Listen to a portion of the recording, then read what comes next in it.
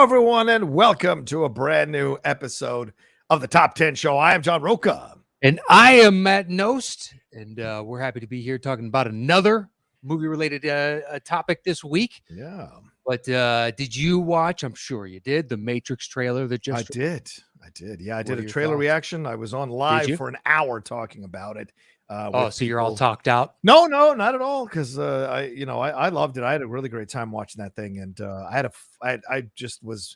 my love for that franchise is reawoken, and I was trepidatious about it because of some of the reactions that I'd heard from people at Cinecon. Some people who saw an early screening of the film tweeted or posted on their social media about it, claiming that some of the details are a little weird, like it's a little meta. For example, the Matrix movies exist in the movie. So how are they going to handle that? So I was a little worried. But then when I saw the trailer, man, I'm 1,000% on board. I'm looking forward to seeing what they got. They got me again. So if it's a shitty Reloaded or Revolutions again, I got no one to blame but myself. But I'm back on board with this. What did you think? I have no idea. So, well, because it reminds me of what JJ did early on with Star Wars, which I liked about Star Wars, but there had been 3 in between the original that I grew up with, the original 3. Right. So it reminded me of the South Park, like, remember this? Remember? And it's like, there's a Morpheus looking guy and there's a training sequence. And I don't know if that's all the first act of the movie type of thing. And they're not really telling us anything. I hope that's the case. I don't know. I watched it and I was like, I'm not sure how I feel about that. And then it's just the glowing praise online, which is great for all the people that were so moved by it. I'm still tentative. I'm still holding back a little bit. I'm sure there are a number of you people who are holding back and worried about it. I don't think people. I mean, so racist. I meant people.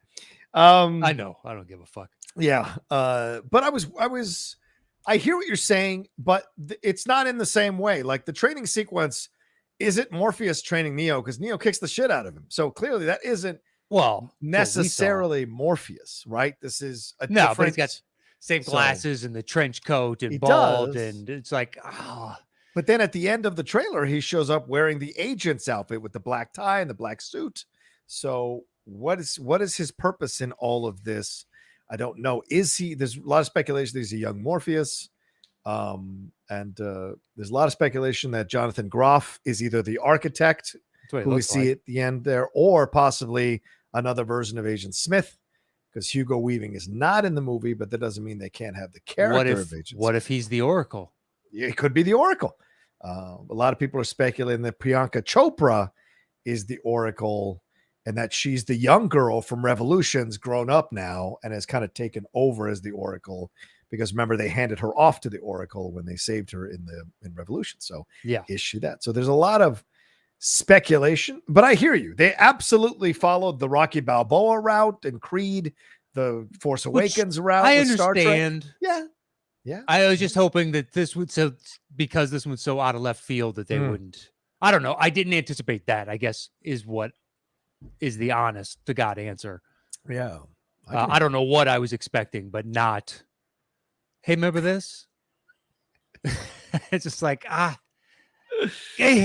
Dude, when South Park gets a hold of you in its claws, fuck, you're fucked. Well, when it's accurate, it's impossible to deny. It is. I mean, the Washington football team one was brilliant. Oh, they got a bunch. And the Spielberg one with Indiana Jones. Oh my God, that was they destroyed Family Guy for me. And I still like Family Guy, but they said, look, it's easy to write jokes when you can just do these non sequiturs and you think ideas that don't push the story along. But that's what our jokes do. They're in service of the story. And I was like, fuck, they are right. I had never really critically thought about, because it's just a stupid throwaway gag and be like, well, who couldn't do that? And it pissed them off and pissed other anime, like the Simpsons writers. Like, are you fucking kidding me with this? And I hadn't thought about it from the writer's room perspective. So they've done it a few times for me where I'm just like, the hint of truth rings true on this. Yeah. When they're on it, they're on it. You're right. Yeah, exactly. It's impossible to deny. And then there are times when they miss. Right. But it's inherent in the process. You're doing that much. The Scientology one was good. I remember that. That pissed off. Yeah, but the Fish Sticks Isaac Kanye Hayes. one Oh, that yeah, everybody that was- loved. I didn't understand why that was so popular. Right. And I remember like a season premiere once of, I think they were doing Queer Eye, but they were all crab people in reality or something. I don't know. It was weird. It's been a long time since I've seen that one. Right. Well, what did you think of the new cast, though? I mean, did you like any, like Yaya, Priyanka Chopra? Aren't you there for Neo and Trinity? You kind of are. Yeah. But is that really Trinity? I mean, who knows? They don't know each other. And then when they see each other in the Matrix, she has code running down her cheek. What does that mean? And I missed that. There's shots of her like being replugged in or whatever into the Matrix. So is she a creation? I don't know. The blue pill stuff is pretty prevalent. Yes, it is. Is that to throw you off from what's actually happening? There's so much to speculate, man. Yeah, who knows? Hopefully it's a good product in the end here. I agree. That's all I'm looking forward to. So I'm not happy that the Merovingian's coming back. I don't understand bringing that character. I fucking hated that character. And so bringing him back, I'm curious to see what form they're bringing back. But I like the idea that Jada Pinkett Smith's coming back. I always thought Niobe was a nice addition in those second and third movies. So I thought she was wooden. Really? Okay. Yeah. All right. I mean, there wasn't much to play with, but when Roy Jones Jr. is acting next to you and he's given the same kind of emotional range on some level, it's like, okay, that's the vibe they're going for, which is this cold, calculated, we have a mission to do. But I've seen her be better in other things personally. That's fair. No more stunt casting, for God's sakes. Just let it cast actors. I don't mind if Roy Jones Jr. is in there. That's fine. I would. Does he need to have a line? Probably not. If it's just Roy Jones Jr. in the background, but prominent in a bunch of shots, and be like, that's cool as shit. He loves the franchise. He met the Wachowskis. Yeah. And they're like, hell yeah, let's do this. You're not going to have a line. He's like, I don't give a fuck. Yeah, right. Just put me in it. Yeah, just put me in it. I love the series. It's like all the people that sign up to be stormtroopers in Star Wars. Yeah, true. Daniel Craig and all that. Yeah, it's just like, if you love the series, I don't care, man. I'm happy to be a part of it. This thing's awesome. Right. That's a good point.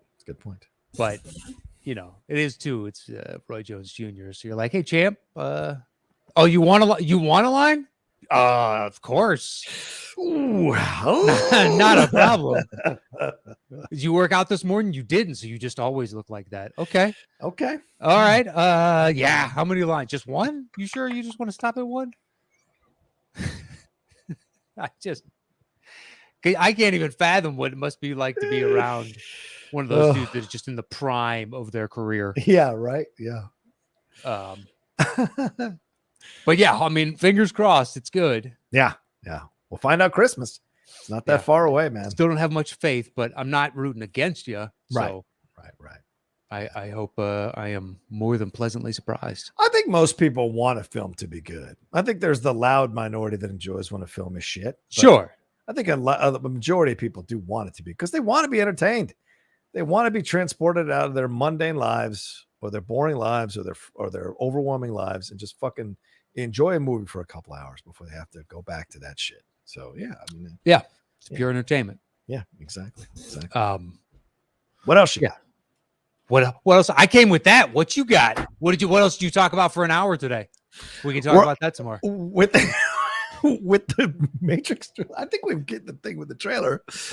For sure. No, I'm just saying, like, I brought that up not knowing, but now it's just like, well, you bring something up. Well, what do you got? You're not a Star Trek guy, so you probably didn't watch any of the trailers, did you? The Picard stuff, any of that? No. Yeah, see. No, I didn't. Aquaman's new suits? Anything with Aquaman's new suits? I could give two shits about that. See, there you go. See? Yeah. Well, do you really care what this? I mean, if you're a diehard, for sure. A lot of people are talking about it. Anyway, what were we going to ask? Why not? There's a 24-hour news cycle in the entertainment world, so there's really a churn, and you got to talk about. Yeah, it's just like sports and politics and everything else. Yeah. They're thankful that there's that much engagement with their product. So it's the God's honest truth. Yeah, you're right about that.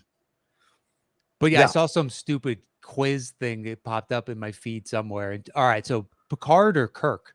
Oh, it's Kirk. Not even a question. Are you kidding? Okay. It's not even a question. Yeah, it's Picard for me. Not even a question. Really? Yeah. Oh, why? I think he more so embodies what the ideal of captain means to me. Oh, you mean thinking about something for 7 episodes before doing anything about it? No, thanks. Well, no, thanks. In fairness, they had we're straight to cable show and we need to make 37 of these in a year. So there is a bit of a grind. You got to cut them some fucking slack. Do I though? Do I? I mean, how many total of the original series are there? Oh, it's a good question. It's 3 seasons. Okay. So maybe 67 episodes or less. Let me see. How many episodes of Star Trek in the original series? I should know this being a Trek person, but it's not it's not something I think about all the time. Okay. 79 episodes. Okay. Wow. Well, Next Gen has 178. That's only because they went longer. Well, true. Yeah.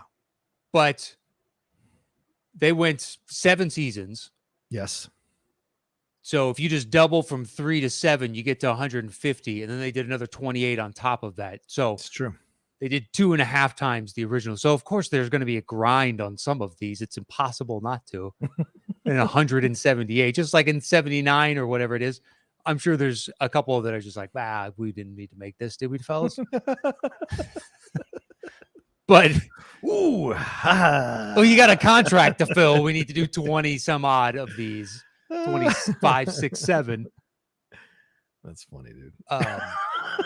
So it's kind of like the Ted Lasso, that Christmas episode was because Apple came to them and said, hey, we want 2 more episodes. So they just cram in this Christmas one, which was great. Christmas. Yeah, I like the Christmas one. But it has nothing really to propel the arc so far of what I've seen of the season. So no, not at all. I agree with you 1,000%. It did not propel. It was filler. No. Yeah, it was basically filler, yeah. It was good filler. And it makes you like the characters more and all that jazz. Right. Hopefully fleshes out why what's-his-name is being such a prick this season. Oh, Nate. Yeah. Yeah. Nate's being a prick, man.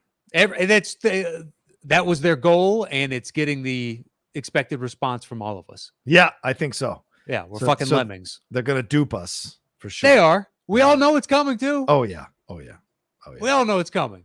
He's going to get some kind of, what do they call it? The redemption. He's going to get some kind of redemption. Absolutely. Comeuppance of some kind. Possibly. I've been speculating that this is them setting up that he's going to go to another team in the next season. And that, you could do that, or he has such a dust up with the team that they exile him, and he has to kind of come work his way back in. And right. It clearly has something to do with his father. Yes. Dad Spoilers, issues. by the way, on a show that's going on. Our apologies. I really don't think it ruins anything in Ted Lasso, though, for you. I don't think so either. Yeah. I mean, if you're watching Ted Lasso, I feel like if you're not watching it, you weren't going to watch it anyway. So it isn't. I would say that, but you and I have both had shows where you get to it later. No matter how many people talk it up that it's good, you get to it later. Right. I guess you're right. I don't know. But if you're one of those people, well, suck it. We just talked about it. Can't take it back now. Eloquently said. Thank you. But Matt, let's talk about the elephant in the room. We're on the precipice of the NFL season, Matt. It starts tonight as we're recording this.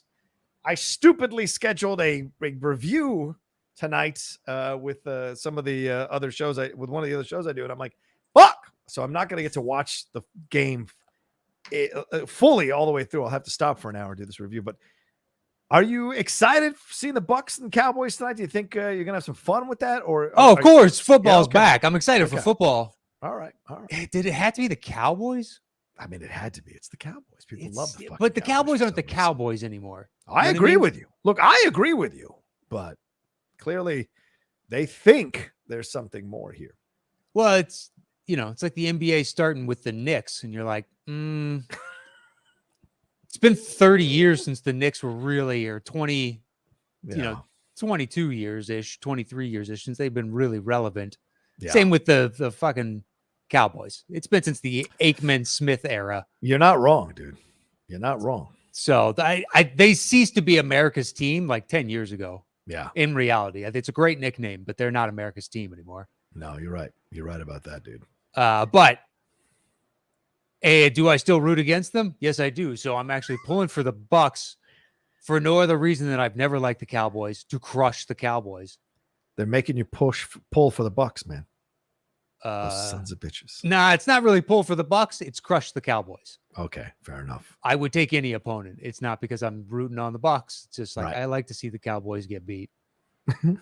I do. Are you in a fantasy league yet or no? Yeah, we drafted a couple days ago. We wait until all injuries are done, starters are set, right, and you really know exactly who's going to be where. But I'm just doing one this year. Okay. I didn't even feel like it until like a week before. Yeah. I did one. I'll probably do 7 more by the end of the weekend. I like to have a number of leagues. So what do you guys just disclude week 1, or do you retroactively? Yeah, they disclude week 1, and then you just go through the rest of the season. And look, that works because it's 17 game season this year. So it still kind of fits 16 games. You know what I'm saying? So, yeah.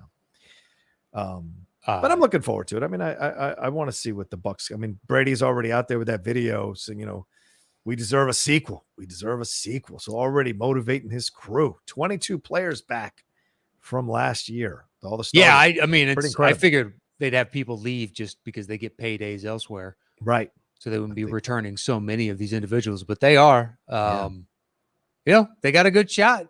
Yeah. Yeah. There's quite a few teams, and then there's always going to be those surprises of, Buffalo 2 seasons ago on the come up, and now Allman looks like he may be the real deal.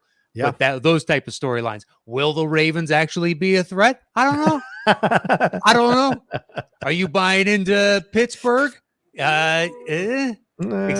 Yeah. I don't know if I'm buying into Pittsburgh. I'll be honest. I don't know if I'm buying into Pittsburgh. There's quite a few storylines. KC, I believe, are the odds-on favorite. Will the Packers with Rodgers have one final ride off into the sunset together and crush it? And then maybe he stays after that. Maybe he doesn't. Who knows? There's great intrigue there. When will Justin Fields hit the field for my Bears? Yeah. What's the deal? I don't know, but I'm in no rush. I'd rather they ease him into it. And if it's week 3 and he's ready, go for it. But the expectations of it's fine. Right. You're not rushing. Yeah, we can't. Okay. All right. Plus, we don't have, the team's not really made to do anything right now other than see what we got. Right. So let's see what we got. Do we have flashes? What do you got? Yeah. What do we got? I don't know. How long does Garoppolo keep his job in San Francisco? Oh, my Interesting question. Yeah, it's a good question. I think zero time. I have no idea. They want to move on from him so bad. Yeah. Justin Lawrence. Yeah. I love that McCaffrey's value in fantasy is still technically number 1 overall. And you're like, it's crazy. His quarterback is Sam Darnold, guys. Yeah. Who will check down, but the defense goes, it's Sam Darnold. So McCaffrey, your job is roughly the same, if not, a bit slightly better, slightly worse, but roughly the same as it was before. I don't know if I'm buying this. We're just going to wait on him to choke it. We're just going to wait on Sam to choke it. Once Sam chokes it, we'll step on in. So enjoy yourself, McCaffrey. It's crazy. It's crazy to me, man. Yeah. I mean, I've seen some people predict the Washington football team winning the division again. Well, yeah, but your guys' division is going to be so sad that you know what? That's come on. The Cowboys are as dysfunctional as ever. The Giants are going to be god awful. Yeah, I agree. Just god awful. I don't know. Daniel Jones is not the answer. And Philly is going nowhere. So your division is it's yours for the taking.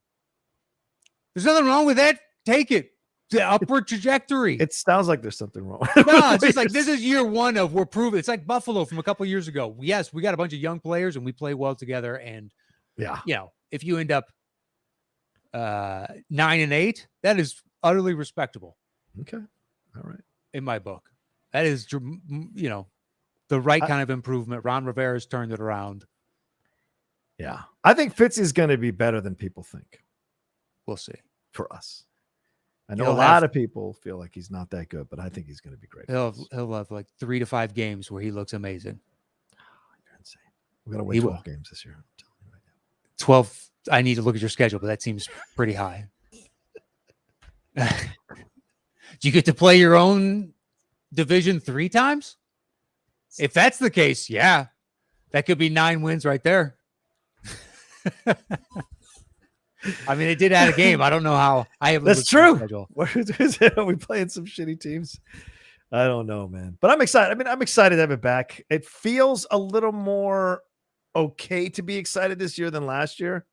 So with the COVID and everything like that. So, but the teams are, man, they are hardcore doing their thing, man. So I'm excited to see that they're like vaccinations and blah, blah, blah, and seeing what guys stay. So it adds a lot of excitement to the league to be like, well, now not only do we have to worry about injuries, now you got to worry about who's being diagnosed, and then you've got the clown show that was the Denver quarterbacks from last year getting that exposed. So the league has been on top of this shit.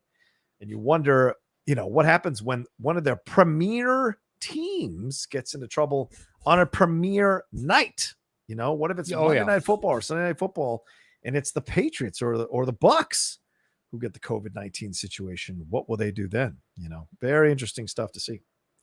Yeah, I'm very intrigued as to how they got through last season. Yeah. Which I didn't think was ever going to happen in a million years. All those moving around, all those rescheduled games. That's why I liked it this year. They're like, you know what? Fuck it. It's a forfeit. I love that. I never thought the NFL would do that. I think that's gutsy. I just wonder if that rule does fudge a little bit if there's a great Sunday night game or Monday night game. Yeah. And they might have to flex somebody else into it. Or a playoff.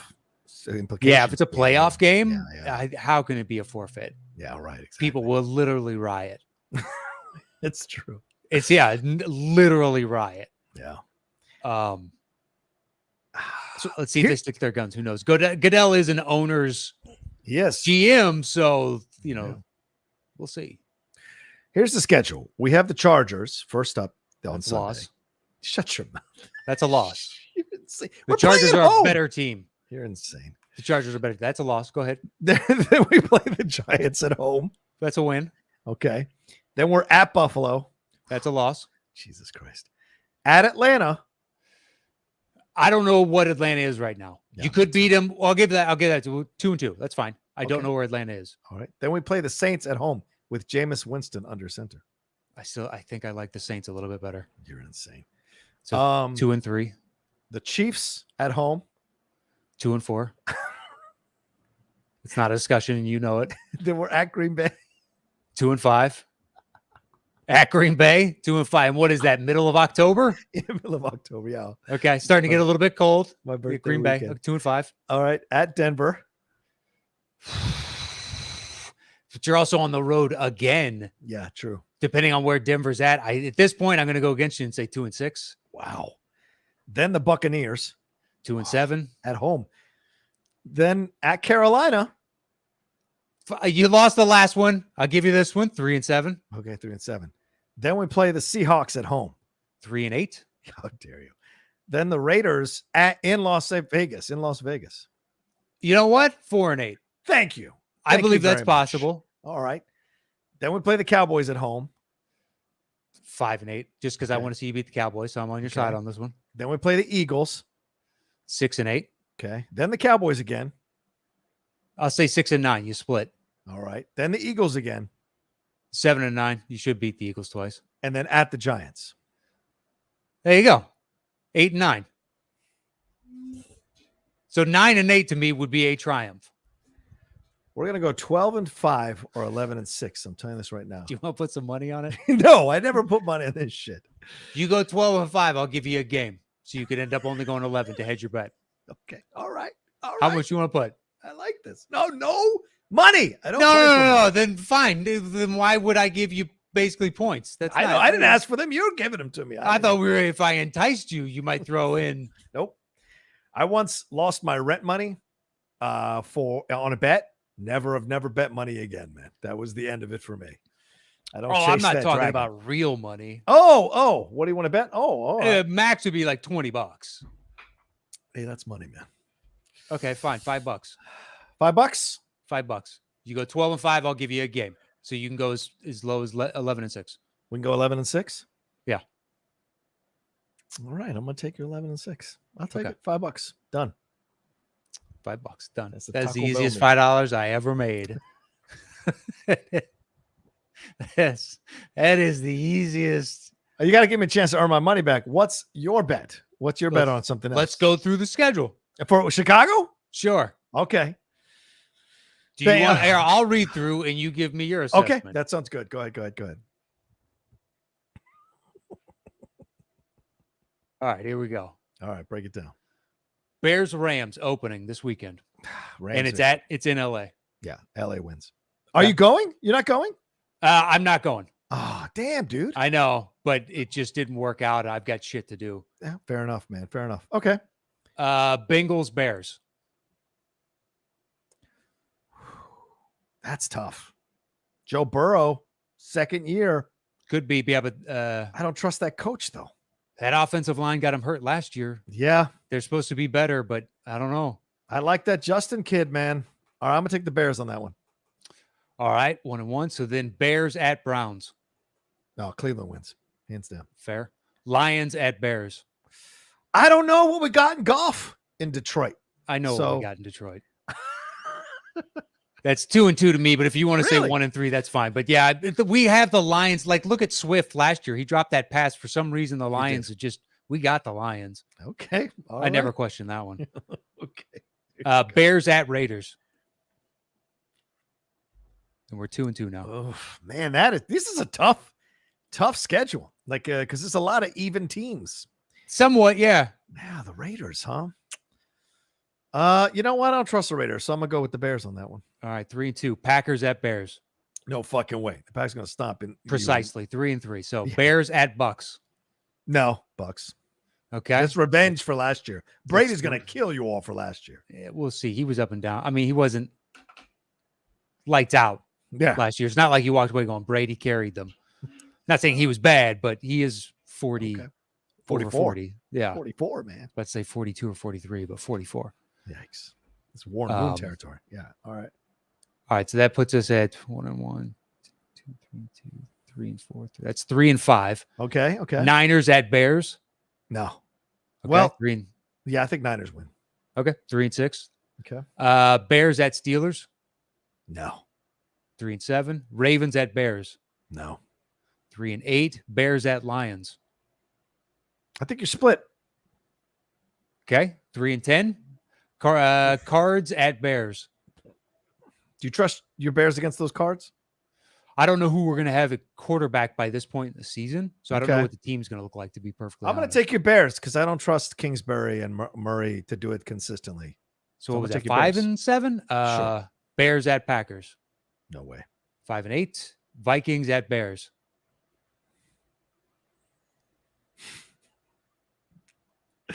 Tell you what, I'll give you the one in Chicago. I think they win in Chicago, the Bears. All right, that I believe is 6-8. Okay. Bears at Seahawks. No fucking way. Giants at Bears. Yes, Bears win. And then Bears at Vikings. Yeah, Vikings win that one. All right, so that puts us at 7-10. Okay. What's your counter? I think we're maybe a game better than that. Okay. At 8-9. So you're saying 8-9 for your Bears? That's my guess for the season. 8-9. Okay. Best case scenario would be 9-8 to me. Okay. But I think 8-9 is conceivable because I think there's a chance maybe we could take that Niners game. Maybe. Yeah.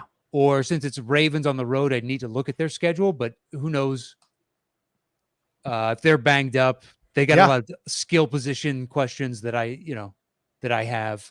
Okay. Got a great quarterback. The defense is good once again, but yeah, it's like, who's going to be their running back? They've had a churn over there. They're bringing in Le'Veon, or they brought in Le'Veon, somebody else to try out in the last few days of camp. And I think Freeman. I think they wanted Freeman. Devonta Freeman. Yeah. I didn't see who they signed. I just saw that. It was leading up to my fantasy draft, so I haven't looked since because that's irrelevant to me until my Bears really play the Ravens or one of them pops off and it's good in fantasy.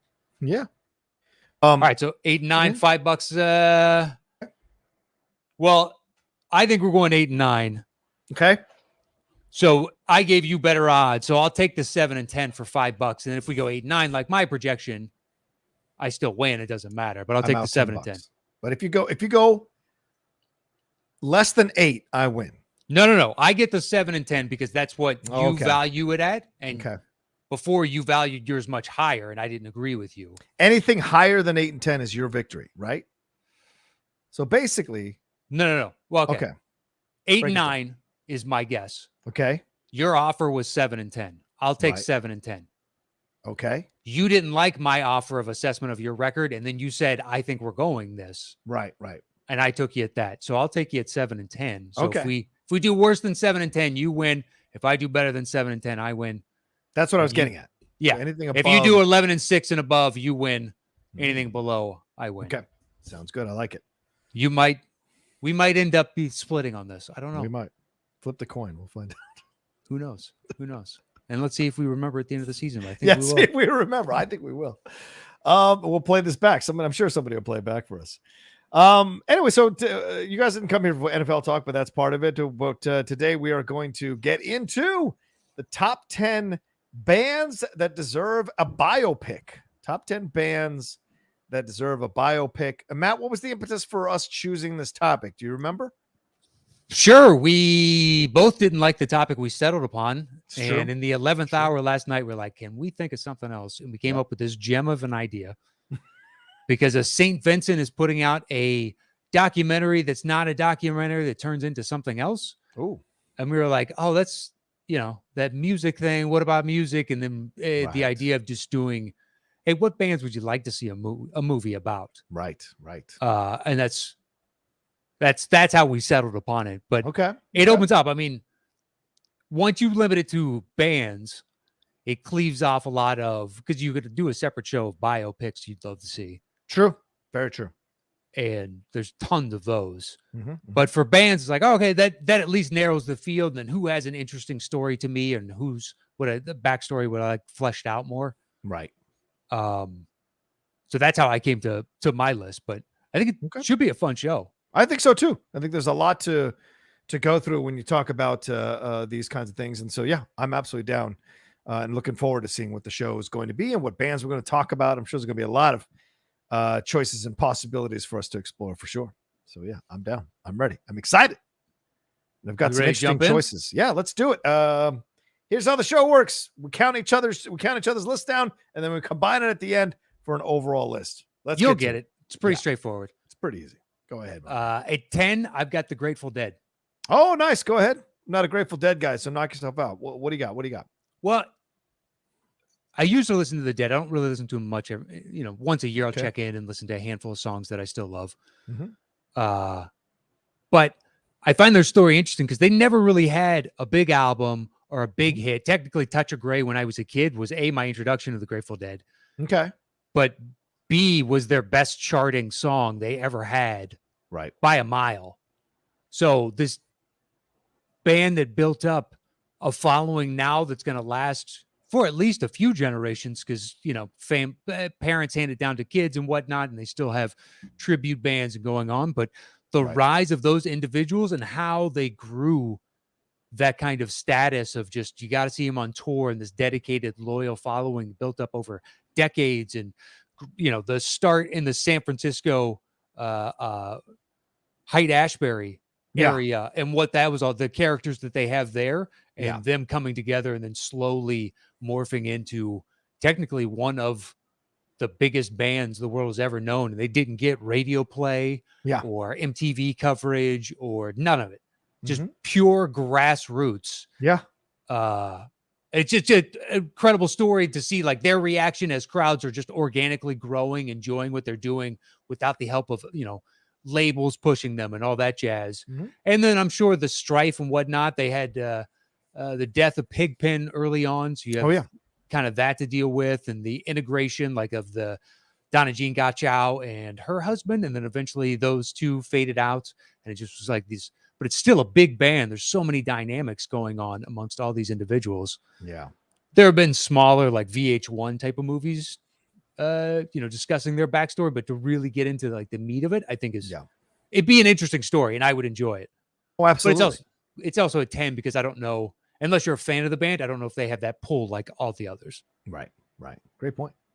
Absolutely. I'm not a big Grateful Dead person. Obviously like a terrible mainstream basic bitch. I do like Touch of Grey, but I've That's a never great really. song. It's a good song, but I've It's a never great liked song. any of their other stuff. And there is a Grateful Dead channel, and every once in a while I'll be like, well, let me try some out. But it never really hooks me in. Like Fish, like people love Fish, people follow Fish. Doesn't do a thing for me. I did. It's just not my style. Yeah, and I got no judgment on it. It's just not my thing. The thing is, but I can understand people wanting that for sure. yeah, for someone like you, like you need to kind of cherry pick songs to introduce you, because you can't just go, oh, here's this 20-minute rendition of this one song. Right. Because then, depending on when the era of when I listened, because they put out like several albums that I just my listenership stopped, but it was fervent for a long time, and I still revisit that and listen to live shows and stuff every once and again. Yeah. But you can't just be like, oh, this is significant because I can't give you the backstory, because even the backstory is irrelevant to you. Right. So it's just like, if I cherry pick from studio albums or this live version of this, you'll love. I think you get it introduced like that, but it's tough. Okay. Yeah. To introduce people to a band like that. Yeah. All right. What's your 9? My 9 is AC/DC. Oh, good choice, man. You got the Young Brothers starting. Yep. And then the formation of the band, and then the Spinal Tap joke of drummer keeps getting replaced over and over. Guy leave and then come back and then leave again. And then one of the guys that left filled in for, and it's like this rotating, but one dude they fired early on. Right. And the death of Bon Scott, their original lead singer. And they bring in oh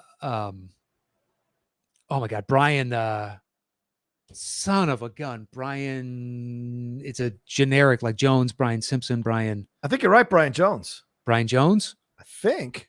God, why am I blanking on his name? Hold on, let me pull it up. DC drummers? Brian Johnson. Oh, Brian Johnson. Okay. And then that propels them to the AC/DC that I really knew and grew up with.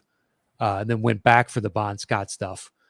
But then their rise, these huge rock stars, sold millions upon millions of albums. Yeah. And just grinding out these dudes down, from Down Under, Sydney's biggest rock band of all time.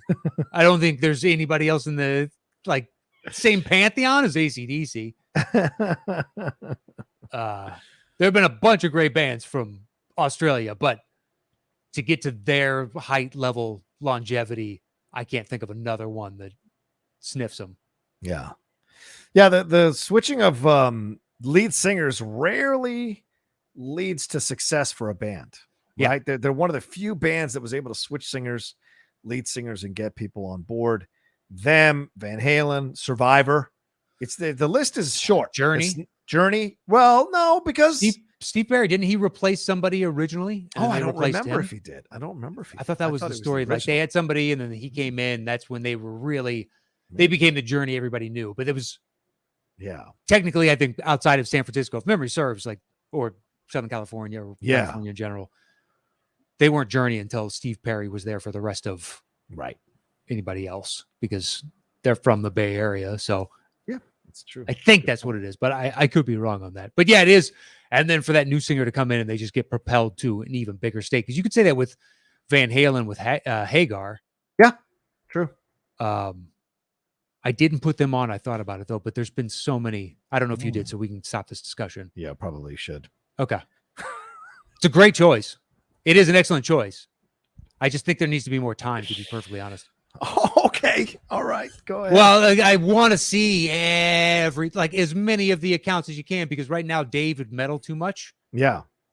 And I think Sammy may or may not be hands off, but Dave is going to somehow, or the brother is going to really do a hatchet job on everybody not named Van Halen. And I think there needs to be more time to be a little fair to all parties, because it seems somewhat acrimonious. Anyway, it's an excellent choice. Trust me. I agonized about not putting it on. Same. I felt that way about AC/DC. If I was a little more into AC/DC, I think I would. I love AC/DC. Yeah. It's meat and potatoes, baby. Yeah. I like 7 of their songs. I have it on my iTunes, but to be able to speak about them as a group, you have to really know their albums top to bottom, And I don't just like I see young That's kids the thing, walking though. around. If you like AC/DC 7 shirts. songs, I mean, they don't deviate. So if you like those 7 songs, fair. technically on some level, Fair. you like every song that they've ever done. You just like them in varying degrees. It's a fair point. It's I'm telling you, it's meat and potatoes. They do the same thing every song, but they do it so fucking well that you don't. I don't care personally. Yeah, it is. It's all right. So then, what's your 8? my number 8. Couldn't believe it landed this low. The Rolling Stones. Oh, okay. That's a little bit of a punt, but Okay. I also have it in the back half of the list. So a little bit of a punt. I agree. I was a little surprised about where I put 8 myself. So yeah, absolutely. Or I put the Stones rather. Absolutely. So let's save that one. All right. So then my number 10, you might ding me for this one, but I felt like I could take the term band. Look at this explanation. And maybe spread it out a little bit more to mean group.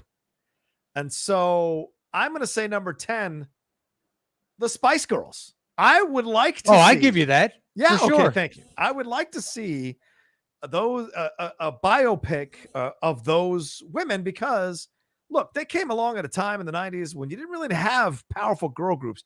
You had girl groups, certainly SWV and other girl groups, Jade, I think there was another ones, but there weren't many pop girl groups. You had Vixen on the metal side or on the rock side, but there weren't that many that were exploding all over the world. And there was something about the message of the Spice Girls that really kind of transcended.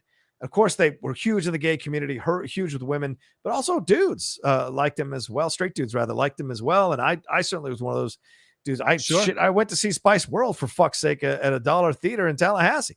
So it's like, that you go and enjoy. And I think thought you were going to say their tour called Spice World. I was like, wow, I'm not going to knock it for it, man. If that's what you're into. Hey man, you're into that. Yeah, it's like whatever. I mean, look, there's a reason it was that successful. It's quality music. Yeah. It's well made.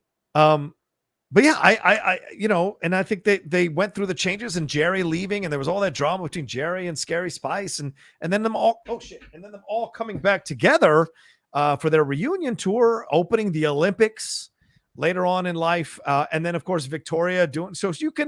You can follow them all into their separate worlds, and it still works when they come back together as a group. So I think there's a lot to explore. What were the trials and tribulations of being an all-girl group that blew up that huge to rival any of the Backstreet Boys, NSYNC, New Kids on the Block kind of boy bands, and did their thing. And so I would like to see a biopic, but you'd have to cast it correctly. You have to get the right director, and you'd have to really explore these issues and don't fucking end everything with a girl power moment. Like, let's get some real honest exploration of what happened here.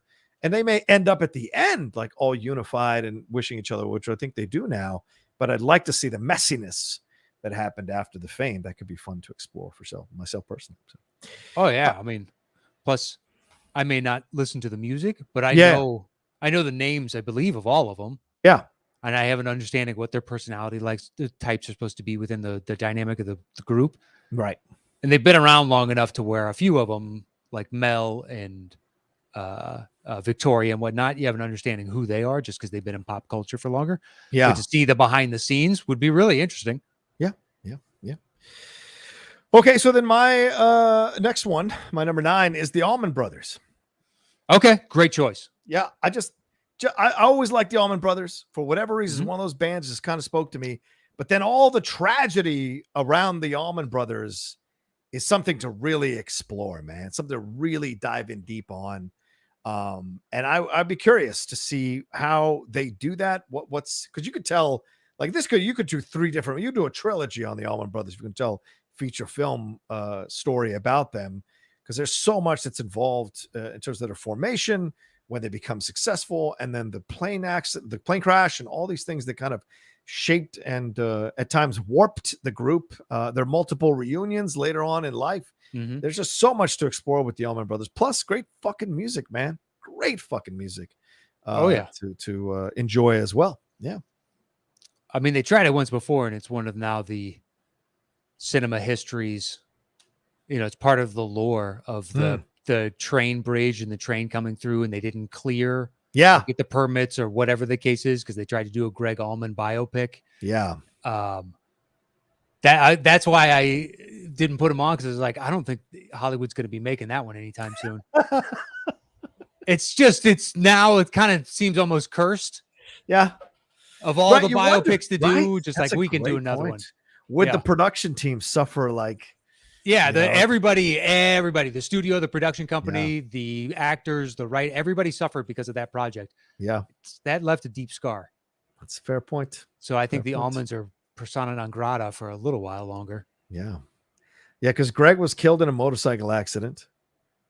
And then their bassist was killed in a motorcycle accident a year later. Barry Oakley. Remember that. Okay. And then they tried to come back together. They changed some people over. Yeah, they brought in like Warren Haynes. Yeah, and they brought in Derek Trucks, who was the nephew of Derek the original Trucks. drummer. Yep. And that guy died of a self-inflicted gun wound in 2017. And Greg Allman died of complications from liver cancer in 2017.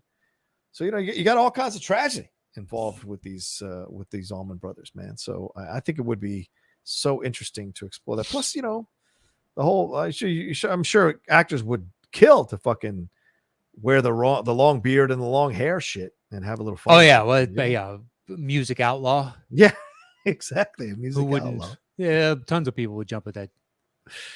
Yeah. Okay. So then, my number 8 is Chicago. Okay. Because I love Chicago for every iteration that's ever been created, from the original 25 or 6-4, or, does anybody know what time it is? All the way to the singer who took over after Peter Cetera left, all the way to the touring thing that they've got now. I've been a fan of Chicago. I've enjoyed their music. I've enjoyed the scope. I love the fact they started that big band sound, then went into the kind of the soft rock era of Peter Cetera, and then went into the power ballad stuff after Peter Cetera left.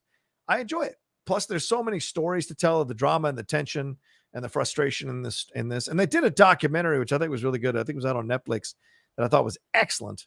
And so I would love to see a biopic on Chicago and all the different elements and the moving parts. Plus, having all those elements, all those musicians be part of the band, Matt. There's a shit ton of stories you can tell with all those guys, I think. Yeah, for years, Chicago to me was just adult rock, like stuff. My parents or their friends or people I knew, because I was a little kid, and that's what Chicago was making at that time. Right. And it wasn't until I was older that you go, oh shit, that's Chicago as well. Yeah. And then you look at their discography and you're like, Jesus, these guys put out a lot of content. Yeah. So it's unsurprising that maybe some of it didn't. I never, like, you can tell the musicianship is good. Yeah. In those songs that I'm not a big fan of. Like, I may or may not like them now. I'd have to listen like on a case by case basis. Mm-hmm. To the soft rock shit that they were doing when I was a little kid. Yeah. But you go back and listen to, like, there's such a wide array. Yeah, bringing in the horns, giving horns prominent features like within the songs. It's great though. It's perfect. Right. But yeah, 25 or 6-4 is a fantastic song. They've got quite a few that are just like, that thing is flawless. I've started, about a couple of years ago, I think we've spoken about this. I bought a record player. So I don't buy, I don't have like a fucking shit ton. Very selective of the records I buy. And I bought a printing of that Chicago. And I was like, this is fucking great. Like, when you have a good set, you can really hear the musicianship and the talent of these people and in their instruments and how it comes through in the song. So yeah, I just love it. And so I'm a massive fan of Chicago. As I said, I really enjoyed the documentary. You guys got to watch that if you haven't watched it. And I think it'd be fun to explore that. Plus, Peter Cetera probably be a dick the whole time and try to stop you from making the film, which adds more publicity to your film. So I think that's the way to go. Depends on who's EP who's playing. Yeah, who's playing Peter Cetera. I know that's the one we're getting to of yours. It's just like, I really think there needs to be more time. No, fair. All right. What's your 7 then? My 7. To put it in the words of one of the members, it's for the children. Which is, we're about to enter the 36 chambers, my friend. I'd love to see a biopic of the Wu-Tang Clan. We're including Wu-Tang? We're including rap groups? Okay. If you're including Spice Girls, who Okay. don't play a single instrument and just sing, all right. band is. I'm glad you went first with this because I thought I was going to have to fight you with it later on in the list. No, so I appreciate because once you say band, it's like, yes, it means this, but it also, like, I would consider, just for the purposes of this, yes, it's a massive group, and they produce their albums. Yes. RZA, I believe, is the one that produces all the albums. Well, at least did 36 Chambers, and he did their follow-up. And I did, I think, the bulk of the side projects that they did in between the release of 36 and the next. So it's like, it's all in-house. It's all organic. They're doing all the work and then putting this art out into the world. If it was Drake showing up and he's collaborating on 12 of 14 tracks with somebody else, I'm saying lyrically wise, like somebody else is coming in and giving bars or singing or whatever the case is, and then he has a producer on top of that, and then somebody to make beats, and it's like, well, okay, well, what exactly are you doing here? Right. Good point. Whereas with the Woo, baby, I want to be there as, so it starts out as RZA, Jizza, and ODB. Sure. And then from them, like, just these young kids with a dream, and they slowly grow out and bring in this kung fu movie mystique, which where does that, there's such a genius thing to throw into the pot, like stir it up. That's awesome. It's a unique, and it feels honest and authentic because it's so out of fucking left field and every one of you owns it. So it really does feel like you guys used to go to the theater and watch these things. Like, they seem like a big group of friends because they have this shared, we're the Woo. You guys seem like a big group of friends. Well, certain rap groups, like, look at Straight Outta Compton. NWA never seemed like a group of friends to me. They seemed like four dudes. Well, it's also because Ice Cube split off so quick that it became a different animal entirely. But just to come up as these young kids through the New York scene, getting a little bit of buzz, building it out, and then their first album goes down as one of the greatest hip hop albums ever made.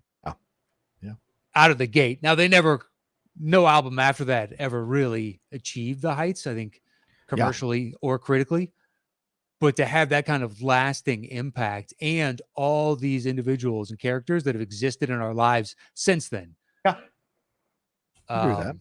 You know, with Method Man going off and doing a bunch of acting. Technically, Redman is wu-tang adjacent.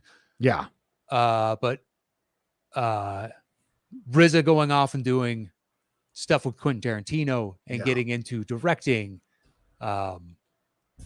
ODB and his early demise, but then the backstories of him, that dude was nuts. Like, have you ever seen the video or interview with MTV News where they're with ODB, and mind you, he's selling albums, and they go to the welfare office so he can pick up a check, knowing full well he's scamming the system. They show up in a driver, like, is driving his car, and he runs in and goes and gets his check and comes back out. MTV News is with him. You're breaking laws on television. Doesn't give a shit. Nope. Old Dirty Bastard was a really interesting guy. I would love to know more about ODB. To me, he's the Dennis Rodman of the rap establishment. Sure. He's always good when you have him on your team, but he's super frustrating at the same time to have on your team. So Or was he actually frustrating, or was this just an act he did and it garnered more publicity for the band and for himself? Possibly. I don't know. Yeah, the guys don't ever speak ill of ODB. I don't think I've ever seen an interview where they speak ill of ODB. So you might be right. Yeah. And one of the best quotes of all time: "Wu-Tang is for the children." I can interpret that so many different ways. That's fantastic. Good for you, ODB. Wu-Tang. Yeah. So I would love to see. Okay. I like that. It's a great choice. All right. I'm glad you said that. Well, if you love my 7, what's your buckle 6? your seatbelts. All right. Number 6, I flirted with putting him at 5. Okay. It came very close. I was going back and forth with my 5, 6, but at 6, I put Beastie Boys. That is a punt. Okay. So that's a ridiculous number for it to be at, but all right. I respect that you have your own opinions on things. So, go ahead. My number 7, because like I said, I'm glad you went first, is Public Enemy. I thought about it. They're my number 11. Dude, I'm going to tell you something. And I almost put Run DMC on my list. I was really, really close because, I mean, they're the godfathers of rap, man. And really, that to me was my entry point. Sure. But Public Enemy changed what rap could be for me. That the fact that it could be a message medium, like you could use rap to tell a message to people beyond just, it's tough out here, or, I'm trying to be cool. It's all about me. Or let's have fun at the club and dance. This rap was something that opened my mind to so many things, exploring the sound clips to find out what speech whoever they quoted is from, and then finding out about that person. I mean, they're the ones who introduced me to Malcolm X. Like, I'd known about Malcolm X from reading, like in high school, you get taught a little bit about Malcolm X, but it wasn't until I heard Public Enemy like sample Malcolm X speeches that opened the door to me becoming a person who acquired a lot of knowledge about Malcolm X. Rarely do I not watch a biography about Malcolm X or a documentary on Malcolm X, because I'm just fascinated by it. And so Public Enemy woke that up in me. And then hearing the artistry of their ability to put songs together to get a message across, but also entertain you at the same time with some great fucking beats, and talking about society, talking about black on black relationships, talking about the black experience in America and in the world, talking about racism, talking about all that. It was incredible to listen to. And did they tail off at the end? Yes, but you're not going to take away from it. When a comet burns that bright. Yeah. There's like 3 or 4 albums in a row. Yeah. Where they're just like, every track was fucking great. So, I used to nonstop listen to, I had Fear of a Black Planet. Yeah. Fear of a Black Planet is fucking great. The thing is, I understood that there were problems, because I was like, when did Fear of a Black Planet come out? I don't even know if I was 13 yet. Yeah. 91 or something like that. Yeah. Yeah. So I'm 12 going on 13 at that age. So I understood, but didn't really understand. I used to sing along to 911's A Joke. Yeah. So hard. And then years later, really looked at the lyrics. Yeah. And I was like, Jesus Christ. Like, there's quite a bit of that where what I sang along to, just because I liked the words and whatnot, because I was younger. And then you become educated to the message. Right. Once you have a little bit more wisdom. Yeah. They were a tough cut. I just think that the ride of Wu and Beastie, is more up and down, or more mysterious to me, or more. So I was like, with Public Enemy, to me, it's like this 2-album high arc. But if I'm going to go straight high arc, Wu-Tang came out of nowhere and punched me in the mouth. Okay. Just because I was more versed in hip hop at that point, and to get into something like that, it's like, what is this? Right. But that was just me. But dude, Public Enemy is an awesome selection. Yeah. Make for a fascinating movie. I think so too. I mean, because for me, it takes a Nation of Millions to hold us back, then Fear of a Black Planet, then Apocalypse 91, The Enemy Strikes Black, and then Music and Our Message. That was basic. That's the 4-run show. That's the 4-run arc from them, from 88 to 94. That's the arc, right? And Music and Our Message, not as strong as the previous 3, but still a strong album. But those 3 albums, or CDs, or whatever you want to call them, that was fucking eye-opening. Fight the Power is still an anthem people play nowadays. 911 is a Joke is a great. That's a one you reference is still so resonant. Night of Living Bassheads is still resonant, as we still have problems with drugs in multiple communities. So much about what they're talking about here is so great in exploring this stuff. And it was beyond, gangster rap came a little bit after, like maybe a couple years after that. And that was all about talking about what it's like on the West Coast. Right. But I still think Public Enemy, and to a lesser extent, KRS-One, BDP, Boogie Down Productions, they were talking about what it was like to be black in this country. Whereas gangster rap was talking about what it was like to be black on the West Coast and fight with the police. They were talking about the overall experience, Public Enemy. And I appreciated that and love that about them. And I mean, they're just, the run of all 3 of those albums and then was just great, great stuff. And then you add Chuck D versus Flavor Flav, which was always the classic thing, with the lead singer versus essentially the lead guitarist. That's who Flavor Flav kind of is vocally. And so you have that battle that's been gone for ages in every band. Then you throw in the controversy of Professor Griff and his anti-Semitic Yeah, comments. The connection to Professor Griff is going to be. He's trouble. But then the connection to Farrakhan. So there's a lot here that would allow a biopic to have kind of classic conflicts and struggles that would challenge a viewer, that would make the biopic very, very interesting. So true. Yeah. Okay. So where are we at? What's next? What number was that for you? Oh, 7. Sorry. So my number 6 is the Rolling Stones, as I mentioned. That's okay. a little bit lower on the list. Yeah. But yeah, I was surprised too, Matt. I thought it'd be higher, but in the end, I'm not the biggest Rolling Stones guy. That being said, though, you can't deny that this is an incredible story to tell. The fact that they're still fucking doing it at their ages and good. Yes, agreed. And the drama in the back. They just lost was it Ron Wood, the drummer, or whatever? Yeah, his name is? No, it's not Ron Wood. Charlie Watts. Sorry, Charlie Watts. Yeah, they lost Charlie Watts. So Ron Wood just. Yeah, sorry, Charlie Watts. But that could be the years of 2-pack a day or the heroin he used to shoot up. So may not have anything to do with you. Fair enough. But you had so many battles between Keith Richards and Mick Jagger and all of that to explore, plus the great music for them generationally doing it. So yeah, I think that's a great choice.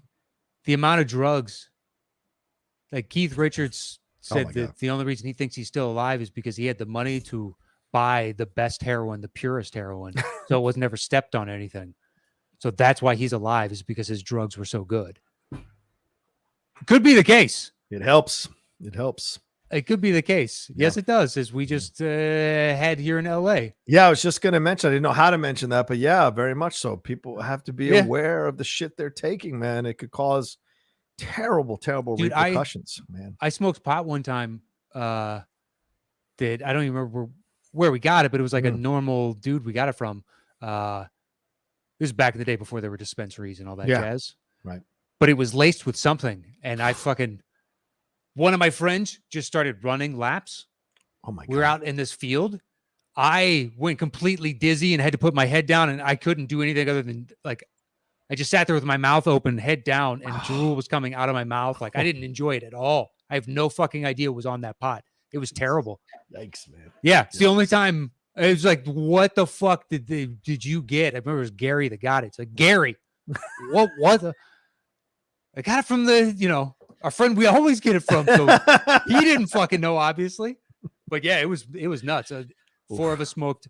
We all had completely different reactions. None of us enjoyed it. Damn, dude. Yeah, it was fucking weird. But the one happened in LA, I mean, oh man, just brutal. Heartbreaking. But yeah, the drug use alone from the Stones would have been utterly legendary. I mean, they're the initial behind the music before they were behind the musics. Yeah. If I liked them more as a band, I would have had them higher. So that's where I have them at 6. So I just don't. I think because they managed to stick together and whatnot, they didn't have as much turmoil as other bands. So I don't know that the movie would be as engaging for me. Or I know enough of their backstory now. Fair enough. I don't know enough of these others. So that's why it ends up at 8 for me. Agreed. Like this, Drew says, damn it, Gary. Damn it. I know. It was the worst, dude. We just sat there, at a picnic bench because we were out in this fielded area, and head down, man, and just my mouth was open. I could barely open my eyes and just drool slowly dripping out. And I knew I was watching it. And I was like, I don't even fucking care, because this is the only place I can move right now where I don't feel nauseous or that the world is spinning. It was fucking brutal. Yeah, it's pot too. I've never had trouble with. I mean, it's the only time ever. You heard like all the. Oh yeah, I dip my blunts in formaldehyde, like in rap lyrics or movies. Yeah. Or Totally. True Chronic is sprinkling cocaine on pot and all that stuff. I've never done any of that. It's just like pot's good enough for me. I'm good. Yeah, I'm good with that. You enjoy your other thing. That's fine. I'm tagging out. I'm good. Yeah, don't kill yourself. That's all I ask. Party as hard as you can, but just don't fucking kill yourself. All right, so we should take a quick break, Matt. Yes, we should, before we jump into our top 5s and hear from our sponsors. All right, welcome back, everybody, to the show. Thank you so much for staying on the train here, the top 10 train. We're moving into our top 5. Matt, what do you got at 5? My 5 is Guns N' Roses. Oh, go ahead, man. You want to talk about turmoil? No, you want to talk about diva? Just just to see Axl come thrashing in through there and everybody having to deal with it, I'm assuming they're on somewhat pins and needles because it just seems so erratic, and he still does to this day. Oh my God, yes. Now showing up to concerts legitimately 2 hours late. Yeah. To, making people sit around till midnight before he's willing to come out and perform type of ego diva bullshit, which started with them. Just this kid from Indiana showing up to Hollywood with big rock and roll dreams, and they managed to pull it off. And Slash, where we play basketball, I believe, is where he went to middle school. Oh, wow. Okay. I'm pretty sure I heard that. So there's a whole bunch of people that oh yeah, they went here too. It's just because it's in the middle of Hollywood. Right. Yeah. For a while there, we played at the high school that DiCaprio went to, apparently. Oh. It's up in Los Feliz, up on the hill, kind of ish. Mm-hmm. Mm-hmm. South of Franklin, but right off Griffith Park. So if you're driving down to like that Trader Joe's or the supermarket, it's right there.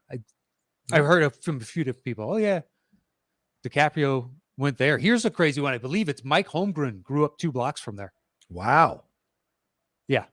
Okay. I saw it. I think it was in Super Bowl coverage for KC's first Super Bowl where he's like, I think it was Mike Holmgren. Anyway, doesn't fucking matter. Cool. But Guns N' Roses, I just think that, first album becomes one of the best hard rock / heavy metal albums ever released. Yeah. Appetite for Destruction. And then they managed to close it out with Use Your Illusion 1 and 2. And I think that's really where the band ends, but they're, just height to the biggest band in the world. Yeah. For, you want to talk about a comet that just burned too brightly, and just frayed all fucking relationships amongst all of them. And they just obliterated into, he now has the name Slash and Duff McKagan and other guys go out together and still do, what are they? Backing band for Slash's Snake Pit for a while, but Velvet Revolver with Weiland. Right, Scott Weiland, yeah. Yeah, before he OD'd. Fucking hell. I don't know. I love the backstories. Plus, Sunset Strip in the 80s. Oh, yeah. To me, Poison was always to me seemed like they wanted to be Motley Crue. And Motley Crue to me always seemed like they wanted the legitimacy of Guns N' Roses. And Guns N' Roses just seemed like they said, I don't give a fuck about either of the two of you. And that's why I like Guns N' Roses the best. Well, it's crazy to think about because Appetite for Destruction came out in 87, the late 80s. That's hard to think about. Like Debbie Gibson, New Kids on the Block at the same time as Guns N' Roses. And, there's that kind of, while they're doing their thing, there's the boy band thing. And then Nirvana kind of picks it up after Guns N' Roses goes away. Nirvana picks it up as being the greatest or the biggest band in the world. Oh, yeah. It's what all the hair metal bands say killed them was grunge. Yeah, exactly. It absolutely took over. But Guns N' Roses was done long before then. Yeah. But dude, that's a great selection. The drama between Slash and I think just Axl in the world. Yeah, and then the drummer who was kicked out, the drug stuff, could explore that. I'm like, think about that. Yeah, how much drugs do you have to do to kick exactly a rock band? The same joke we all think of, but it's the reason we all think of it first. Like, dude, how bad are you? Yeah, how bad are you? Yeah. When all I know about these dudes is they're all partying pretty fucking hard. Yeah, and being divas. So, and being assholes to each other, and right. Like when you watch that really mediocre rock star from Mark Wahlberg. Oh, I'm not knocking him for it. I actually thought that there was a chance that thing could be good, and it's fine. And I think that's me being nice too. Yeah, it's okay, sure. But it's got elements where like he goes backstage at one point and sees the blood transfusion that one of the band members is doing just because he's partied so fucking hard. And I would not be surprised if there's more than one individual that had to have a regimen like that at some point. No shit. You're pushing excess and you're young. Oh yeah, dude. But for them to go, this dude, right, and they're all looking around as drug addicts, going, right, as drug addicts, full on. There's no way to sugarcoat that. It's your fucking drug addicts, and the drug addict. And they're like, that dude is a problem. I party. I know we're bad, but yeah. He was trying to do lines off the baby as it was getting baptized. Like, oh my God. This guy's off the fucking rails. It's too much. It's all too much. It's too much, man. Yeah, dude. That's my 5. That's a great 5, dude. Absolutely. It's a fucking great 5. My 5 is finally we've arrived at Van Halen. Yeah, 5 is my Van Halen. Just a slight punch. It's an excellent choice. I just think, the David Lee Roth years, him and Eddie battling all the time. In essence, David, I will say one other thing before we leave the Guns N' Roses conversation. Patience is the greatest ballad any rock person has ever done. Any rock band has ever done. I've been walking the street at night. It's great. Oh, fucking great. From beginning, I thought nothing was ever going to be Coming Home because I fucking love Coming Home from Motley Crue. And even Every Rose Has a Thorn is good. But that Patience is fucking next level stellar for a ballad from a rock think the band. difference is Patience feels honest. Yes. Like they wrote that from a real place. Yeah. And Cruise feels close to that, but it also has like a little bit too much studio manipulation. Yes, it does. It's a little. It gets a little schmaltzy. Just a little bit. Just a little bit. And then Every Rose Has Its Thorn is the cookie cutter version. That's Poison overreaching a little bit. Well, Poison is just cookie cutter. Oh, you like this type of song? Well, we put out 3 of the exact same song, and they were all the hits, but they're the exact same fucking song. I defy, yes, they're technically different words, but it's the same song. Yeah, I don't like November. I know people like November Rain. That's not it for me. Patience, that's the one. Period. I like November Rain, but you also have to take into account the height of all of their egos. Yes. To understand how something like this gets made, and we all bought into the pretension. Yeah.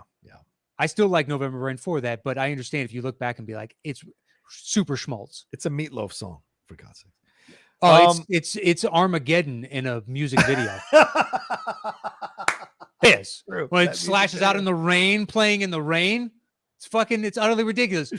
The wind machine on Axl's, I love it. His shirt flies open, and he has the build of a 12-year-old boy, so it makes no fucking difference, dude. You should really put some padding in there. The 90s excess. Yeah, but he was, with Stephanie Seymour, and he was the most. It's just a weird hodgepodge. That woman is still fine, man. I don't care. Yeah, but I do love Live and Let Die. Yeah, their version is good. I don't disagree with most you, people. I know some people that just adamantly hate it. No, it's good. I think it's great. It's tough to remake that song. It's tough to remake any McCartney Beatles song, honestly. Yeah. But to do that one the way they did it, and I think it totally works. I agree with you 1,000%. Yeah.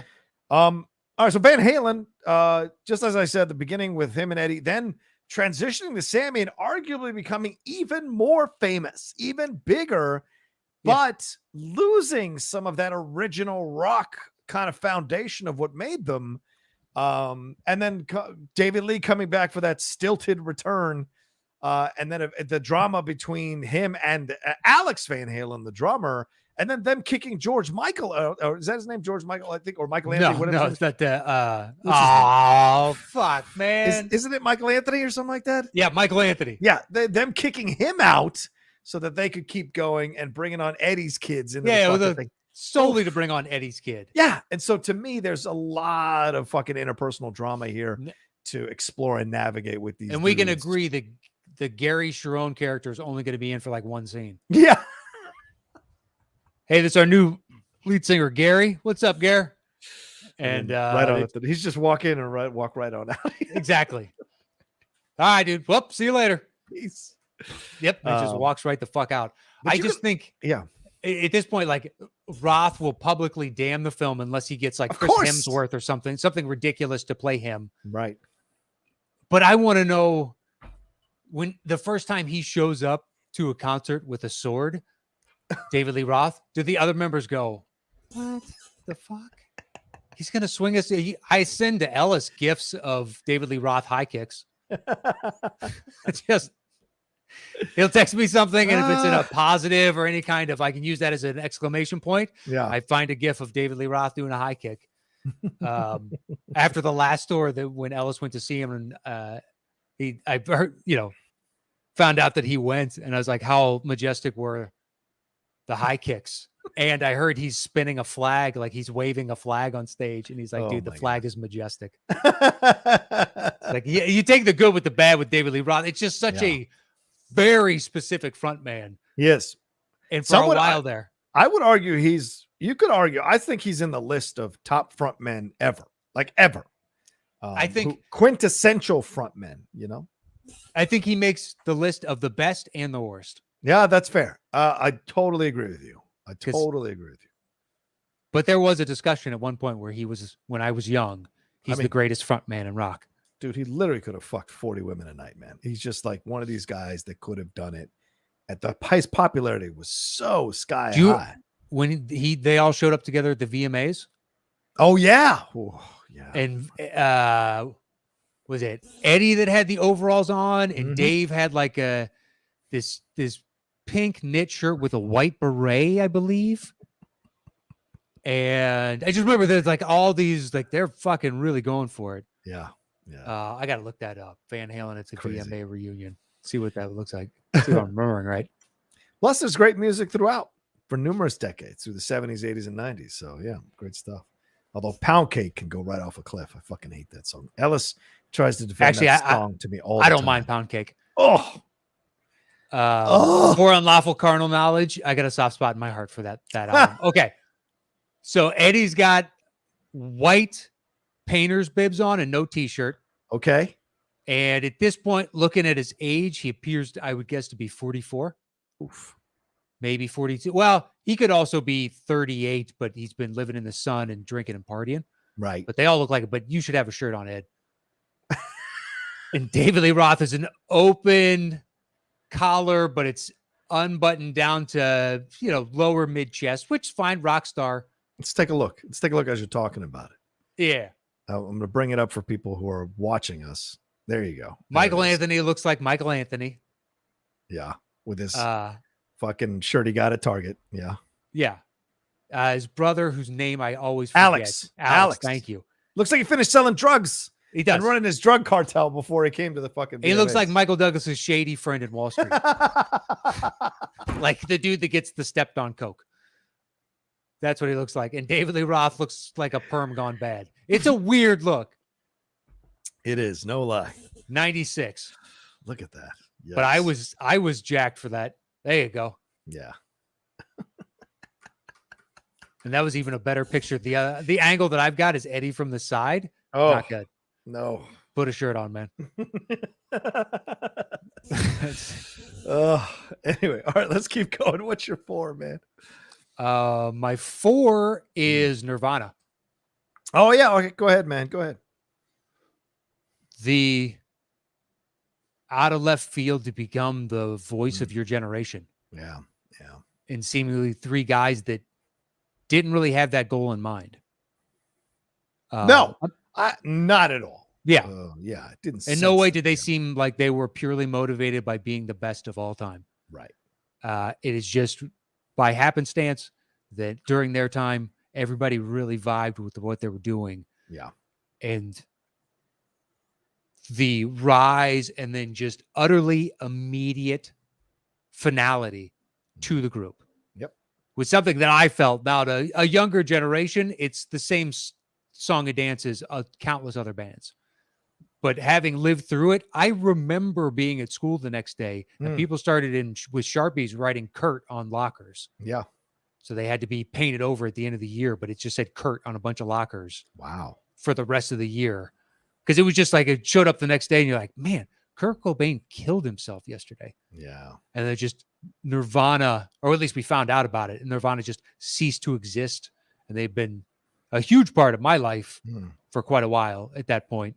Wow. Amongst a whole bunch of other bands, but they ushered in, Pearl Jam and Alice in Chains, Soundgarden, and 5 or 6 other bands that I listened to a ton. Yeah. Stone Temple Pilots. Oh yeah, like just this wave of music that I got stuck on for the next, 4 or 5 years. Oh yeah, 7 Mary 3, Candlebox, all through that shit. Yeah, they had like songs. I never bought. I'm saying they're part of the grunge. Yeah. Screaming Trees. Like Screaming we Trees. keep going deeper and deeper. Sonic Youth. It does. There was Soul Asylum, Runaway Train. Soul Asylum, sure. Now we're getting into but it's all part of, and it became. Excuse me. Well, I'm saying it cascaded the 90s in a different direction from the hair Yeah. metal band 80s of leading popular rock music, because then you end up with like Counting Crows and Goo Goo Dolls and a bunch of other stuff down the line. That's what's getting watered down as it goes forward. A little bit, and then more pop music. It's ebb and flow. Yeah. R&B and hip hop started to sell, and rap started to sell more albums, so they became more of a cultural force. Tupac. Yeah. Exactly. Yeah. It's just, and then that shit shifts, and now I don't have the slightest clue, because unless an artist is very specifically bubbling up to my level, it's tough because there's so many people now. It occurred to me the other day as I was driving, and this is an old man moment. As I was driving, I was like, if I never hear another new song, I'm good for the rest of my life. I'm good. I got plenty of music to entertain me till the end of time. Yeah. Plus, there's tons of bands that I still haven't listened to as much as I should have. Right. Exactly. There's still more to explore. So yeah. And I never felt that way before. And I was just like, this is such a weird feeling. Such a weird feeling. Like, you know what? I've hit my level. I've hit my limit. I'm good. I'm going to go back from here. I'm all right. But yeah. I mean, I also don't know where to start. Right. What I used to do the last few years, until the last couple of years, was at the end of the year, if I hadn't heard the song, so I'd go on Amazon, and Amazon has the top 100 songs, and you can hit the MP3 and play like 30 seconds of it. And that gives you an idea of whether you're going to like the song or not. So that's what I used to do. And then be like, okay, I like it. Then I'd go and find it. Let's do it on YouTube. Go, okay, I like the song. I'll add it to my library. But the last 2 years, I haven't felt an inclination or desire to do so. Because I'm more like, all right, y'all take it from here, man. I'm good. I had a nice run. Knock yourselves out. And just like you, unless it bubbles up to the surface, like the Shang-Chi soundtrack, there's some really fucking great songs on that soundtrack. So when I was watching the movie again the other night, I was like, oh, man, this is good shit. I got to find this shit. Or like that Sunflower song from Spider-Verse. That got into my head. I'm like, okay. Well, that and What's Up Danger. Both. Yeah, What's Up Danger. Right, exactly. Another one that was good. Yeah. So every once in a while, this shit pops up. But you're right. Yeah. It's not, Well, doing that 100 list, though, you're getting to get preponderance of pop songs. Yeah, it's some country and some heavy. Yeah, some but the country metal. songs are now pop songs. Right. And the rock songs are now pop songs. So it's a lot of, there's a reason it's successful, but it's a formula. Yeah. Yeah, it's tougher. When I say I don't know where to begin, it's like, I don't know where to find, not to sound like an asshole, but real artists. Yeah. Where I want the whole album. I don't want the one or two singles that are excellent. I hear you. I want to sit with a full album, and it's tougher to find like, oh, I fucking love that dude's full album. Yeah. Yeah, it's true. It is tougher to find. Yeah, it is. But I also don't search for it anymore. I think the last one I found was a country artist, Tyler Childers. Okay. All right. Stapleton's good too. I like Chris Stapleton. Yeah, I've never listened. I don't know. Yeah, with Nirvana, there's all the drama around his death too that you can explore. The stuff with Courtney Love you can explore. Yeah. What drove him to? Why did he feel he needed to go to that place?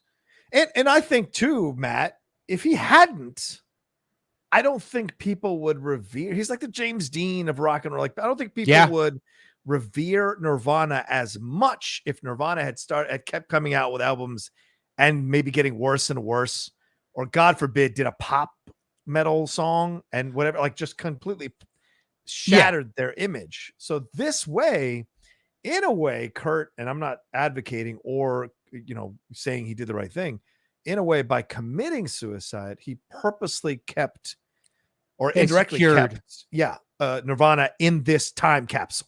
And you never got to see them become Fat Elvis or Fat Brando. It became what it was.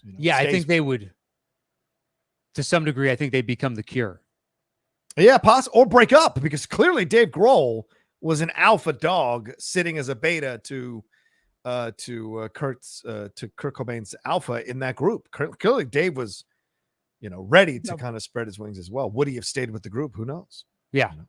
Well, I mean, by the Cure, it's just like it doesn't have the same effect because it's made for teenagers, and young adults. Exactly. Yeah, and it's you're capturing a mood, which is what Nirvana did. Like this, desperate trying to find my way in the world. Right. Nothing was the fairy tale that I was sold. Yeah. Do you want to see a 50-year-old? No, that's the thing. Do you? No, it looks sad at that point. It's like Eminem. I was like, just stop rapping, man. You're getting to that point. To me, he's getting close to that point where, like, just stop, dude. Well, there are no old rappers. I don't know. There really aren't. I mean, I think you can selectively that are like, come back. successful. You mean? Yeah. That's true. Yeah, that's true. I think you have to Dark Knight it. Because rap is about like, you know, the masculine persona and whatnot. Yeah. Well, at least the artists that are of that age now. So if they Right. come back, they kind of need to be like this grizzled old man type of thing. Yeah, rapping about that shit. Yeah. Will that actually, or will it Right. still be talking about things that we know damned well you don't do anymore? Right. But Eminem still finds slights at the smallest things. Yeah. And then we'll go after people, and it's good fodder, and it's good for both of their careers. Yeah, So, the back and forth with him and Machine Gun Kelly a year or two ago was fucking Mhm. excellent. So yeah, you're right. Oh, that was your 4. So then my 4 is Pink Floyd. that's a punt. Okay, fair. All right, what's your 3? My 3 is Led Zeppelin. That's my 3. Led. Nice. Finally, some commonality other than the one. Well, there's a lot of bands. Yeah, there are a lot, and There are a lot of bands. different musical tastes. Yeah. Led. So much here, man. Yeah, there's a ton there. A million tour stories. Whether or not Yes. some of those would ever make celluloid, I highly doubt it. There's one in particular that I'm thinking of was one of the more notorious, and whether or not it happens, no one knows, but the lore lives on. Yes. But then, like, there's great stories. The Andaz that's right next to the Comedy Store, they stayed there, and they were like, that was one of the ones where they threw a bunch of furniture out the window, and it was the top, but they were raising hell there. And the backstory of them being the new Yardbirds and eventually changing their name and becoming Led Zeppelin. And the first album comes out, and critics think it's utterly derivative and it's nothing of merit. And the general public said, fuck that, and bought the living hell out of that album. And then the next album, while they recorded it while they were on tour, was even bigger than the first album. Yeah. And they've just become, much to most critics' chagrin, for a long time, which is crazy to me because I'm mind blown to me, dude. yeah, I wasn't around. And by the time I didn't really listen to Zeppelin until I was in high school. Yeah. Which is perfect because any younger I would have enjoyed it, but not real. Like, it's made for, you get into it at like 16. Zeppelin's, you start smoking pot and put on a Zeppelin album. And I did that quite a bit amongst a bunch of other bands. But to think that critics resoundingly thought that they were mediocre. Yeah. It's like unfathomable to me. It's crazy to think about. It is. But every album they put out for like first 4, maybe 5 albums did better than the last. And just, they kept having the biggest tours in the world, #1 albums. And it was just all stuff that I think is timeless, at least for me. Yeah. Agreed. They're incredible. And, you can't deny Robert Plant. You can't deny Jimmy Page. You can't deny those guys. And what they were John Bonham. Bonham. Yeah. And the tragedy of Bonham dying young. Bonham dying of alcohol. Be asphyxiated on his own vomit. Yeah. So, I mean, there's so much to explore here. And there weren't, I imagine there's battles, but it's more about, this would be more about the musicianship. And like you said, the mind-blowing nature of critics coming after them while they're creating some of the greatest music that you're ever going to hear in that particular genre of music. Like their ballads and their, hard rock songs, all of them are classics. I mean, Stairway to Heaven is like fucking, it's a punchline. It's overrated. I got you. Yeah, but it's a punchline, but yet it's still a phenomenal fucking song. I even the simple, like Over the Hills and Far Away or Over the Hills and Far Away could be my favorite of theirs. Yeah. And even the blues stuff, like I'm Gonna Leave You Woman, like fucking every one of those albums has incredible music throughout. Before I started, go ahead. Good. Yeah. They managed to use the lyric, squeeze the lemon till the juice runs down my leg, and it doesn't corrupt the integrity of the song for me in the slightest. Yes, agree. So ridiculous fucking lyric. Yes, we know what you're saying. You could have been a little more subtle, guys. But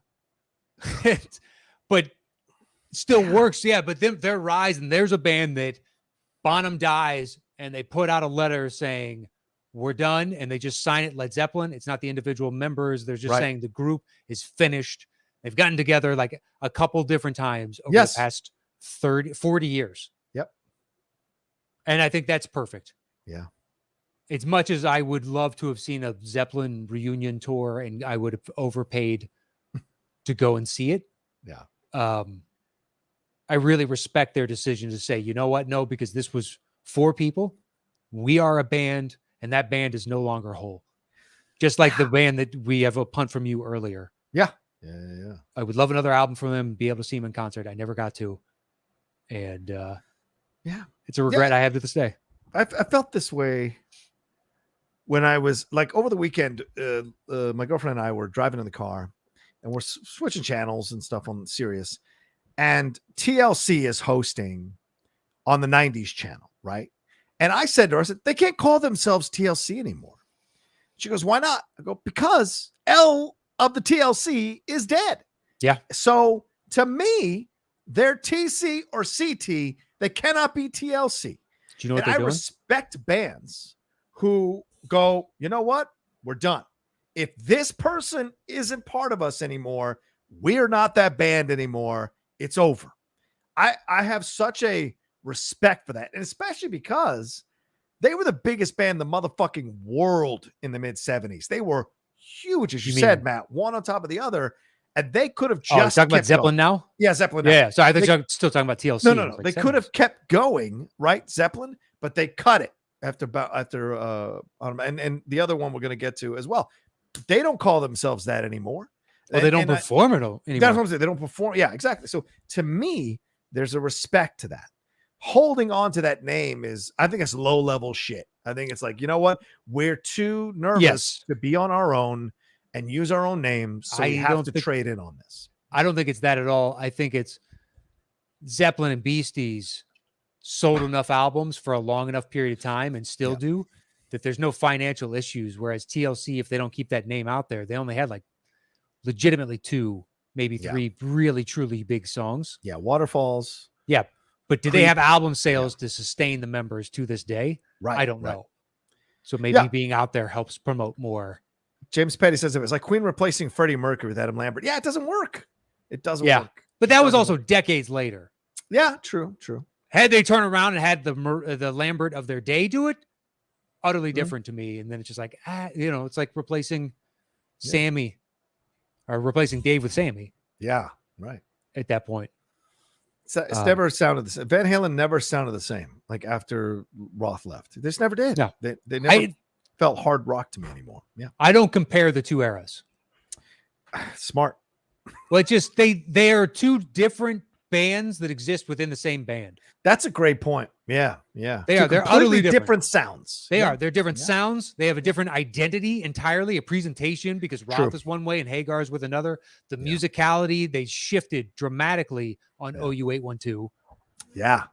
They were still them, but there was more of a polished type of feel as opposed to the raw of the earlier, to me. But we might want to ask Ellis because, he's lived with this band more than both of us. That's too close to it, man. Maybe can't see the forest for the trees. I like our opinions. But I hear you. Defer to somebody that's lived with it longer. It's just like, true. But you spent more time, so that's fine with me that your opinion means more. Yeah. But I'm trying to look at the songs, right? For Zach? Fucking Zach. Black Dog. Jesus Christ. There's Black so many. Dog. Dude, there's so many. Whole lot of love. Rock and roll. Yeah. Like Over the Hills Far Away, like I said. Kashmir. Zendaya. What was it? What's the one? Don Your Maker. That's a fucking great song. Let's see. Swinging from the Gallows Pole. Yes. Right. Fuck, man. Oh, that might have just been on that live acoustic one, was it? Which is an excellent album. They did it for MTV. Good. Babe, I'm gonna leave you. Yeah. You should. Yeah. Good Times, Bad Times. Yes. Dazed and Confused. Yeah. Dazed and Confused isn't. I Can't Quit You, Baby. That's a fucking awesome song. That's the first album. Okay. Then there's 2. And 2 is Whole Lot of Love. The Lemon Song, as you said. Heartbreaker, which is fucking excellent. The beginning of Heartbreaker sucks. You don't like it? All right. That bing,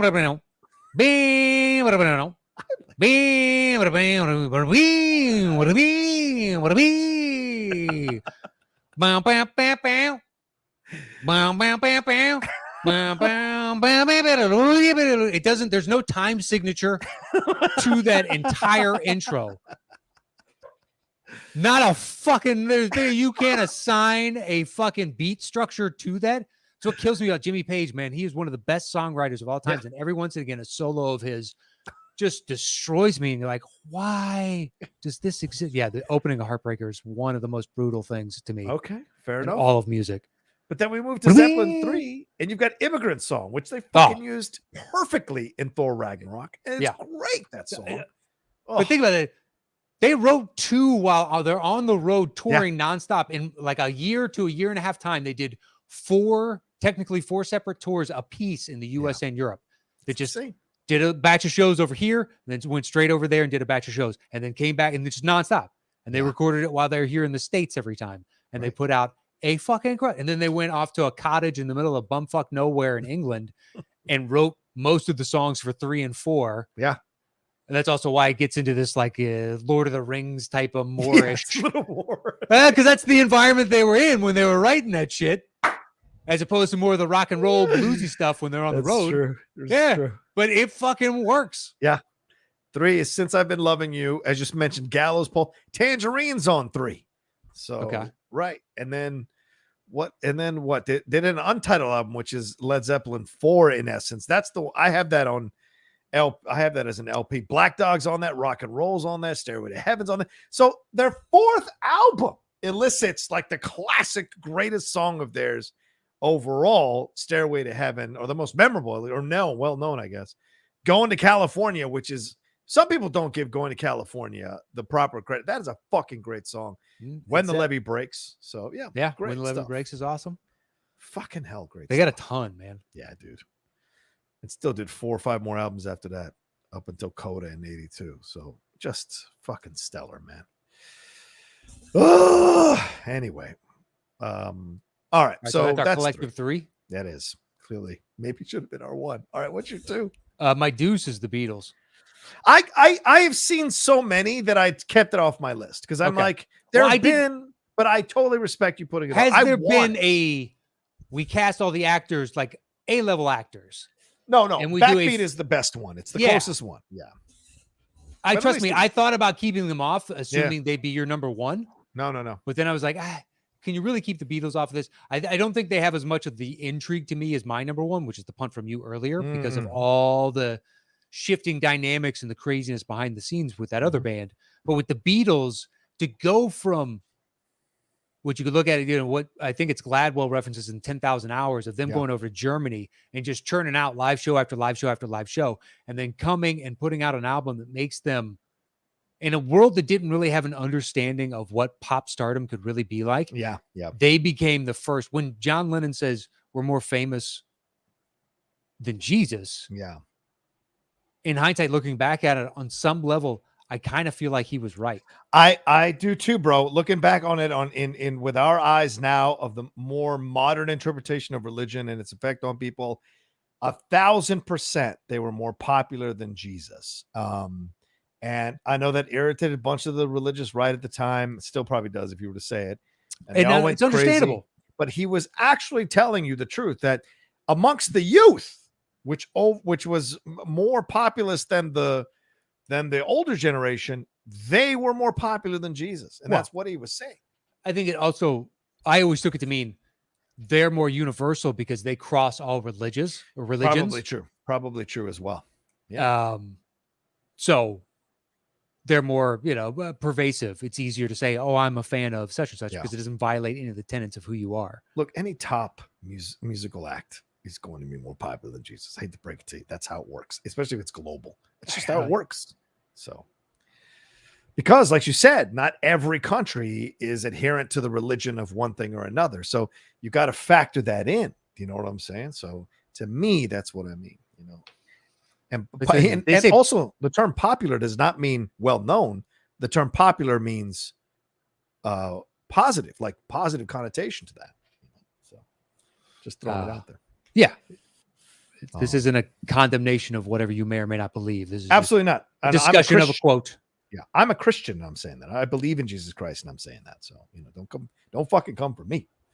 But yeah, I mean, but the intrigue back. I mean, the Pete Best stuff is stuff to explore.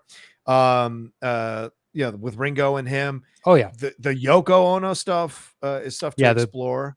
The coming in the band. Yeah, kind of battles between Paul and John is stuff to explore. This all. Do you end it when John? Yes. Gets killed. Yeah, do you end it when they split? I think you end it when they split. Really? No, because the band is not over till he's dead. Because people wanted them to get back together. They almost got together in the mid 70s. So the idea of them getting back together was still in play for all four of them. So, but it never came to fruition. No, so the band ceased to exist when they do that, because that rooftop concert is a beautiful send-off. Oh my God. So good. And I think it would give you the right chills to close the movie of, look, you all know the Beatles, but this was the last thing they ever did together. Maybe this like the last time we saw them. Yeah, the last time you ever saw them in public as a band. And it's, personally, I love the fact that it's this unannounced thing. Yeah. And they really were just about putting music out into the world. So they wanted to do it one more time together, and the people below get to enjoy it, and they're going to film it and put it out. But they're not doing a big spectacle. They don't need to be patted on the back. Fucking Police. Yeah, I love all you guys. I'll miss you. But it's only 22 minutes, Matt. Fucking Police. God damn it, dude. Yep. But they could have gone for makes it even better. Yeah, you're right. Right? That's a great point. That's perfect rock and roll. It is. Everything about it is like this. Yeah. How could you? You knew who the fucking Beatles were. Like, yeah. And whether or not those guys owned up to it all those years later, like throughout, they had to carry that shit. Yeah. Didn't you break up the Beatles in their last concert? Yeah. So, hey, did you break up the Beatles in the last fucking concert? Yeah. Yeah, it's true. It's true. That's a great point, Matt. I never looked at it that way. That actually, it's great that it was cut off, because it makes it even more precious. So yeah, it's a great point. And the new Abbey Road 5-discer that's coming out in celebration of the Peter Jackson documentary is coming out in October. God, I can't fucking wait to watch that. Fucking ridiculous. It's 5 albums, but it has also the HD remastered version of the rooftop concert. So of in course the purest audio-visual way you can watch that concert. So very exciting. For me, at least. I like it. And the best part is they're one of the few bands that could put out a 5-disc set. Yes. Because off one album. Well, but they have the last vestiges of a generation that still buys physical media like that. Good point. True. Good point. Yes. So nobody else is doing this but the Beatles, because they're the Beatles. Yeah. I texted Scott Mance and I said, "Did you see this?" And he goes, "Take my money. Take my money." Because it's you already own. That's the thing. They already own it. Yeah. Gotta have. Yeah, I bought them all. I bought every single one of their albums that they republished the last 2 years on 180 gram or whatever. Bought them all. They were $20. It's $20.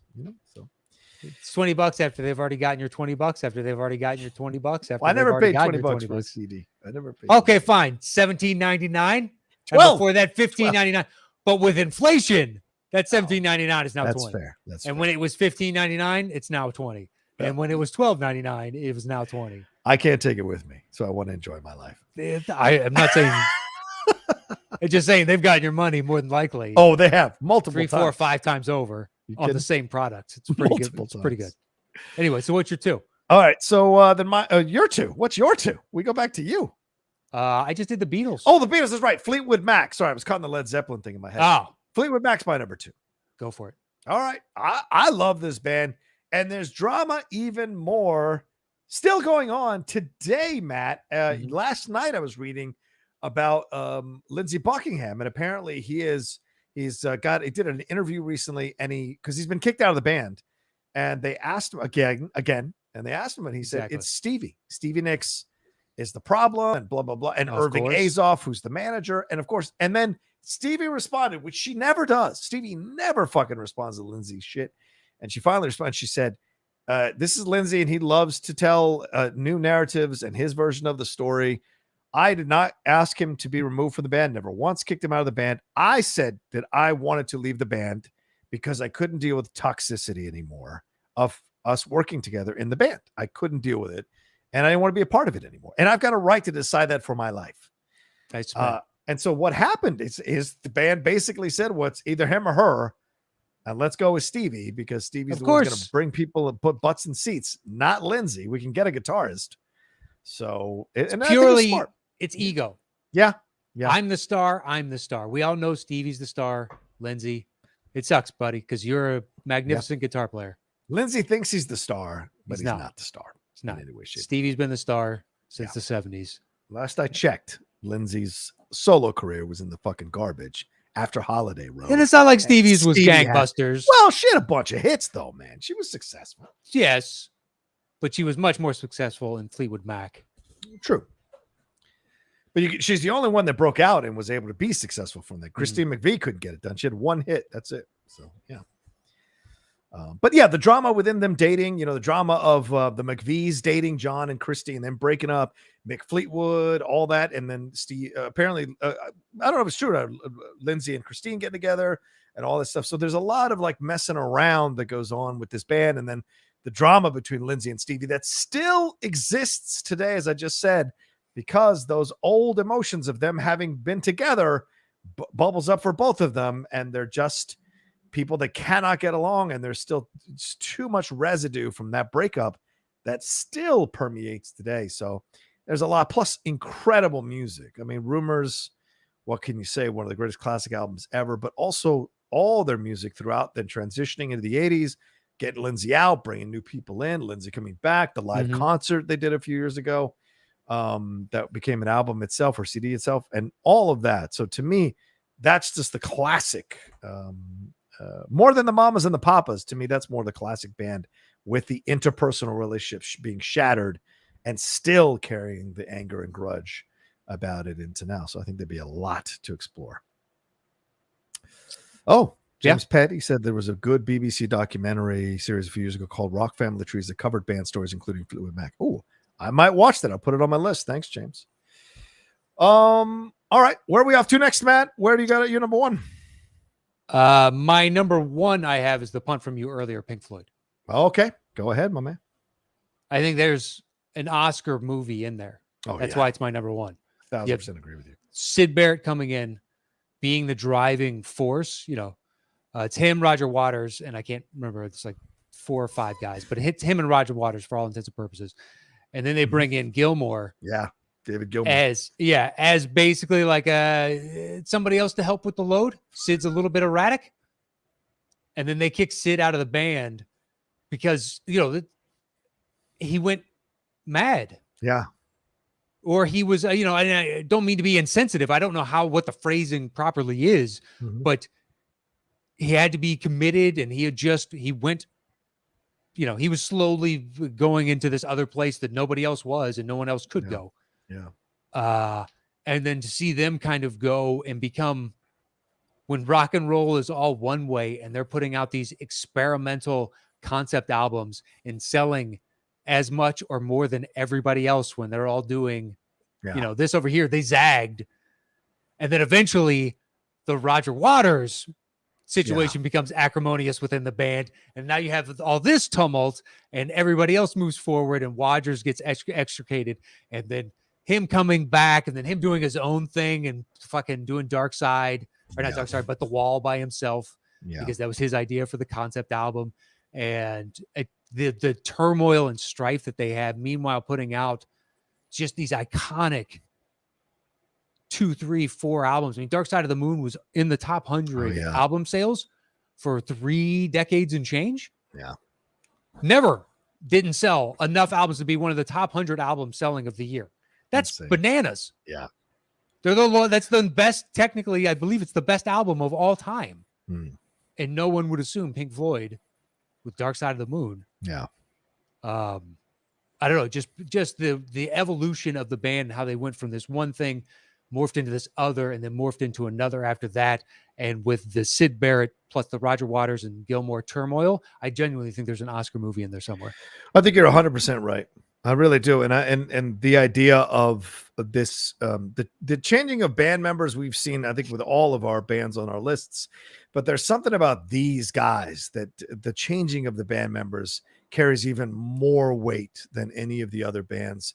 Plus the decisions that were made there, the music that's created in Pink Floyd is like next level fucking classic movie music. Like, and I don't mean classical. I mean, like, this is the fucking Lawrence of Arabia of music that you can create in a band, Sure. and it's that kind of level of respect for the musicianship, the lyrics, the journey you go on musically when you're just lying there listening to the tracks as they go one after the other in an album that takes you someplace else. So for that, they generate that feeling that this is an elevation type of band, a next level type of band. Yeah, The Wall is an exploration of what happened to Syd Barrett. Yeah, exactly. Yeah. And I kind of knew that when I just, was really listening to that in high school. Yeah. But now, I watched The Wall probably like a year and a half ago again. Oh, yeah. I like the album. Yeah. And the visuals pair so beautifully with it. Yeah. It just tells this incredible story about the psychosis of an individual and what drives someone to be the way that they are. Right. Their past traumas inflicting, damage on their current state of being, and how for some people that can just be a million miles an hour until you fall off a cliff. Yeah. Yeah. And it's brutal to watch and to know that they had experience within that and how they managed to come out the other side and put out this beautiful piece of artwork as an expression of the pain and everything that they went through before. Yeah. I mean, Comfortably Numb, dude. That's in the top 5 for me ever. Any song ever made, ever written, ever created, ever composed. It is perfect. And whenever I listen to it, and I've heard, Van Morrison's live version of it, which is excellent, which they use in Departed. That is fucking what he's with Waters and all them doing it at that BBC charity thing. Bruce Hornsby did a version of it, just him and the piano, which blew my fucking mind. There have been so many versions, and they still get together every once in a while. Roger Waters and David Gilmour. They come back, and then it gets acrimonious again. And then I saw something from a few years ago that's on YouTube. You guys can watch it. It's a beautiful presentation from the O2 Arena. And it's Roger Waters doing this whole presentation, and he's talking, and then he starts the song, and then Gilmour appears, and you're like, holy shit. And it's so incredible, separated by that fucking wall, which is symbolic as hell in so many ways. Yeah. And then doing the song, and it's just as fucking great. With them performing it than it was the first time, dude. Yeah. I would love to have been on that wall tour where they actually built a wall and then tear it down by the end of it. And that's great. Like, that is so interesting and, I don't know, artistically unique. Yeah. What rock band is doing that? Right. That's because they're next level. They're fucking next level band, man. All right. So then my number 1 is the Beastie Boys, The Punt from earlier. The documentary they did on Apple TV was fucking excellent. If you guys haven't seen that, please watch it. But yeah, there's a really interesting journey for them, going from these young punk kids, sexist, misogynist kids. CBGB, doing all the things that they're doing, and then having this awakening and becoming these kinds of icons and statesmen for the rap group. And no one really initially some of the black rap groups came at them for, of course, because they're white. But the musicianship won out. The lyrics won out. The respect they had for black rappers won out, Russell Simmons and Rick Rubin went out and found them. Yeah, I think it's Rick Rubin discovered them, but Simmons was running that label. Yeah, Def Jam, yeah. And they signed him, seeing that they had put out Cookie Puss, like this kind of rap. Cookie Puss. Yeah, this kind of rap jokey thing that they did, and they saw some merit in that. But you're right with the misogyny and chauvinism and all that. And you have to look at it as like these young, brash, they're a bunch of 17, 18, 19-year-old kids trying to act like men. Right. Trying to be cool, trying to do all the things that most of us did at that age on some level. So it's unsurprising. That's what made me really fall in love with them, is the growth and maturation. Agreed. And how they explored new ideas. And sometimes those new ideas didn't resonate as well for me, like in the merit of the music that they put out. Right. But I still appreciated the growth and the trying to express themselves in different ways or expand the art form. Yeah, I styles from album to album. They just don't have as much of the turmoil as these other bands, and that's why I put them at 6. I'm like, they don't have the infighting. They do, but not to the degree of your Fleetwood Macs, your Pink Floyds, your Guns N' Roses. So the diva shit in that, or the drugs and everything, is more intriguing to me. But I hear you what you're saying about Pink Floyd, right? I think this could be an Oscar-winning film as well, because there isn't that infighting. There is 3 young men going through this journey together. And as an audience, you would care for all 3 of them as they grow, as they mature, as they open their minds. Yauch became such a big advocate for Tibetan monks and for all of that, and exploring the expansion. And to think these are the guys that were singing Girls, it's so similar to the Beatles. Brass Monkey. Yeah, Brass Monkey. These are the guys, and it's like the Beatles. They're singing "I Want to Hold Your Hand" or "Yeah, Yeah, Yeah," and then fucking Abbey Road or Sgt. Pepper's Lonely Hearts Club Band. The fact, or even the White Album, the fact that they're able to transition in such a short amount of time and create such incredible music, and then become advocates and statesmen and what have you, that draw attention to a number of causes, and then actually go out on stage and apologize for all the stuff that they did, go out on interviews and apologize for their sexist chauvinistic they grew past. up. Yeah, they was like, I'm great. sorry. Yeah, I was a dumb kid. Yeah, that's not an excuse. I'm just telling you, I was a dumb kid. Yeah.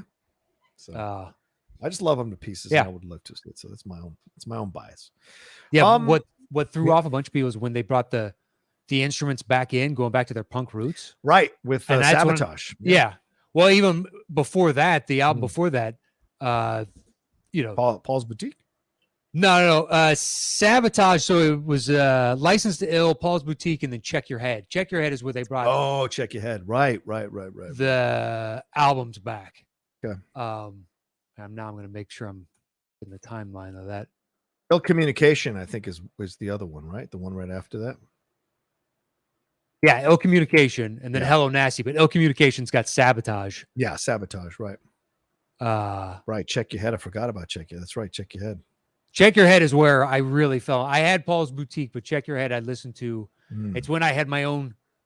I bought a Discman. I saved up my money. And I bought these 2 little portable speakers that ran on batteries. Yeah. But I could have 2 stereo, and I listened to Check Your Head. I had a job, my first ever job. I was a concession worker at a Little League field when I was like 14. And I had Beastie Boys, and I could play Check Your Head, and I just sit in the concession stand, and every once in somebody come up and get like a cherry Slurpee-ish thing. Those, those Italian ice where you just have a scoop of ice and then you pour the syrup on top, whatever the fuck that is. Yeah. That was the big seller. That and just a Coke. But it wasn't the busiest of Little League stands. So I just sat and listened to that album and a few others, but that one a lot. Right. I remember So What You Want off that album. That's right. I love that album. I can rap almost every word. Wow. Backwards and forwards. Yes. Wow. Yeah. I got to get Paul's Boutique on LP, man, because that's an expensive buy, dude. It's like $32 for Paul's Boutique. Well, you're paying for the samples. Yeah, exactly. It's not cheap, bud. All right. Well, there you go. There's God, man, we're almost at 2 hours. We got to wrap this thing up. All right. That's our separate lists. We're going to combine these lists and give you our official top 10 bands that deserve a biopic list. Well, I'm not sure how we do this exactly, but I imagine number 1 is Pink Floyd, right? Yeah, I guess Pink Floyd, then Beasties. Yeah, then Beasties. Then Led Zeppelin. Yeah, Led. Although, do you think 3-3 beats 1-6? Probably not. Who cares? Okay. Oh, Beasties. Oh, yeah, you can put Zepp above Beasties. That makes sense. Okay. It's fine. 1-6, 3-3. I think they're 6 one way, half a dozen the other. Okay. Since Beasties have the 1, they get it. We have Stones. We do have That's Stones. not until later. Mine's 6. That's it. Okay. So I got my 2. which is Beatles. Yeah, put them on there. Absolutely. Fuck, absolutely. I got my 4. Yeah, my 4 was Pink.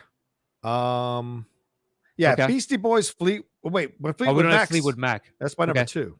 Fleetwood Mac. Okay.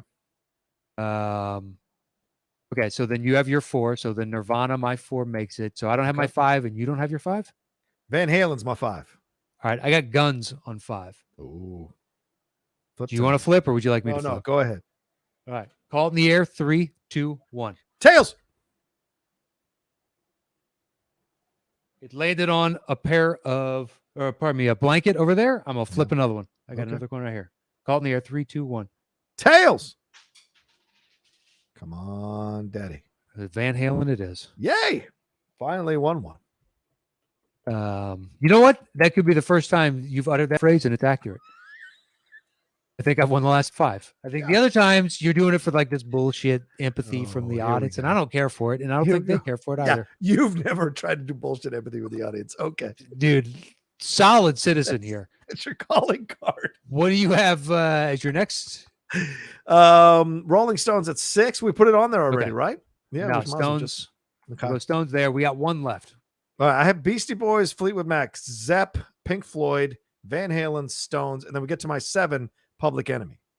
Oh, it's Public Enemy versus the Woo. Ooh, wow. Black on black. That's not good for us, but all right. Flip it, man. I don't have a coin in front of me. Sorry. Oh, man. All right. Call in the air. 3, 2, 1. Heads. Wait, you call it this time? Because I called it last time. Okay, fine. You got a coin? No, you call it as you flip it. All right. Tails. Motherfucking roll to the other side of the room.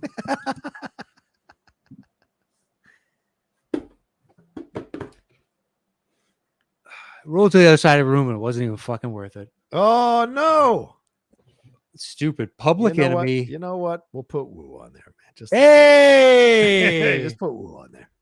All right, there we go. All right, let's do this. The top 10 bands that deserve a biopic. Yeah. At number 10. The Wu-Tang Clan. At number 9. The Rolling Stones. At number 8. Guns N' Roses. At number 7. Van Halen. At number 6. Nirvana. At number 5. Fleetwood Mac.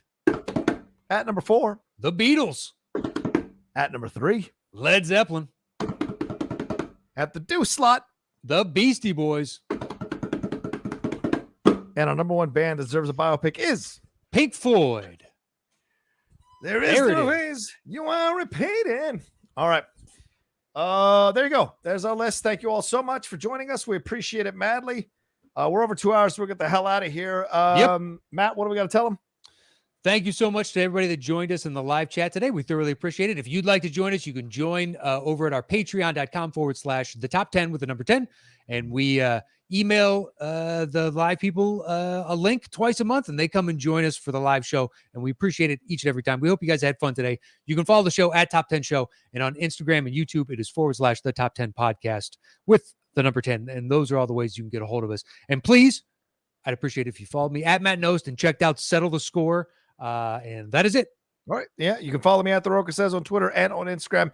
You can also head on over to my YouTube channel as well, youtube.com/John Roca Says, and be a part of everything we're doing there. All right. You guys are awesome. Take care of yourselves. We love you. And we'll talk to you next time with another brand new episode of the Top 10 Show.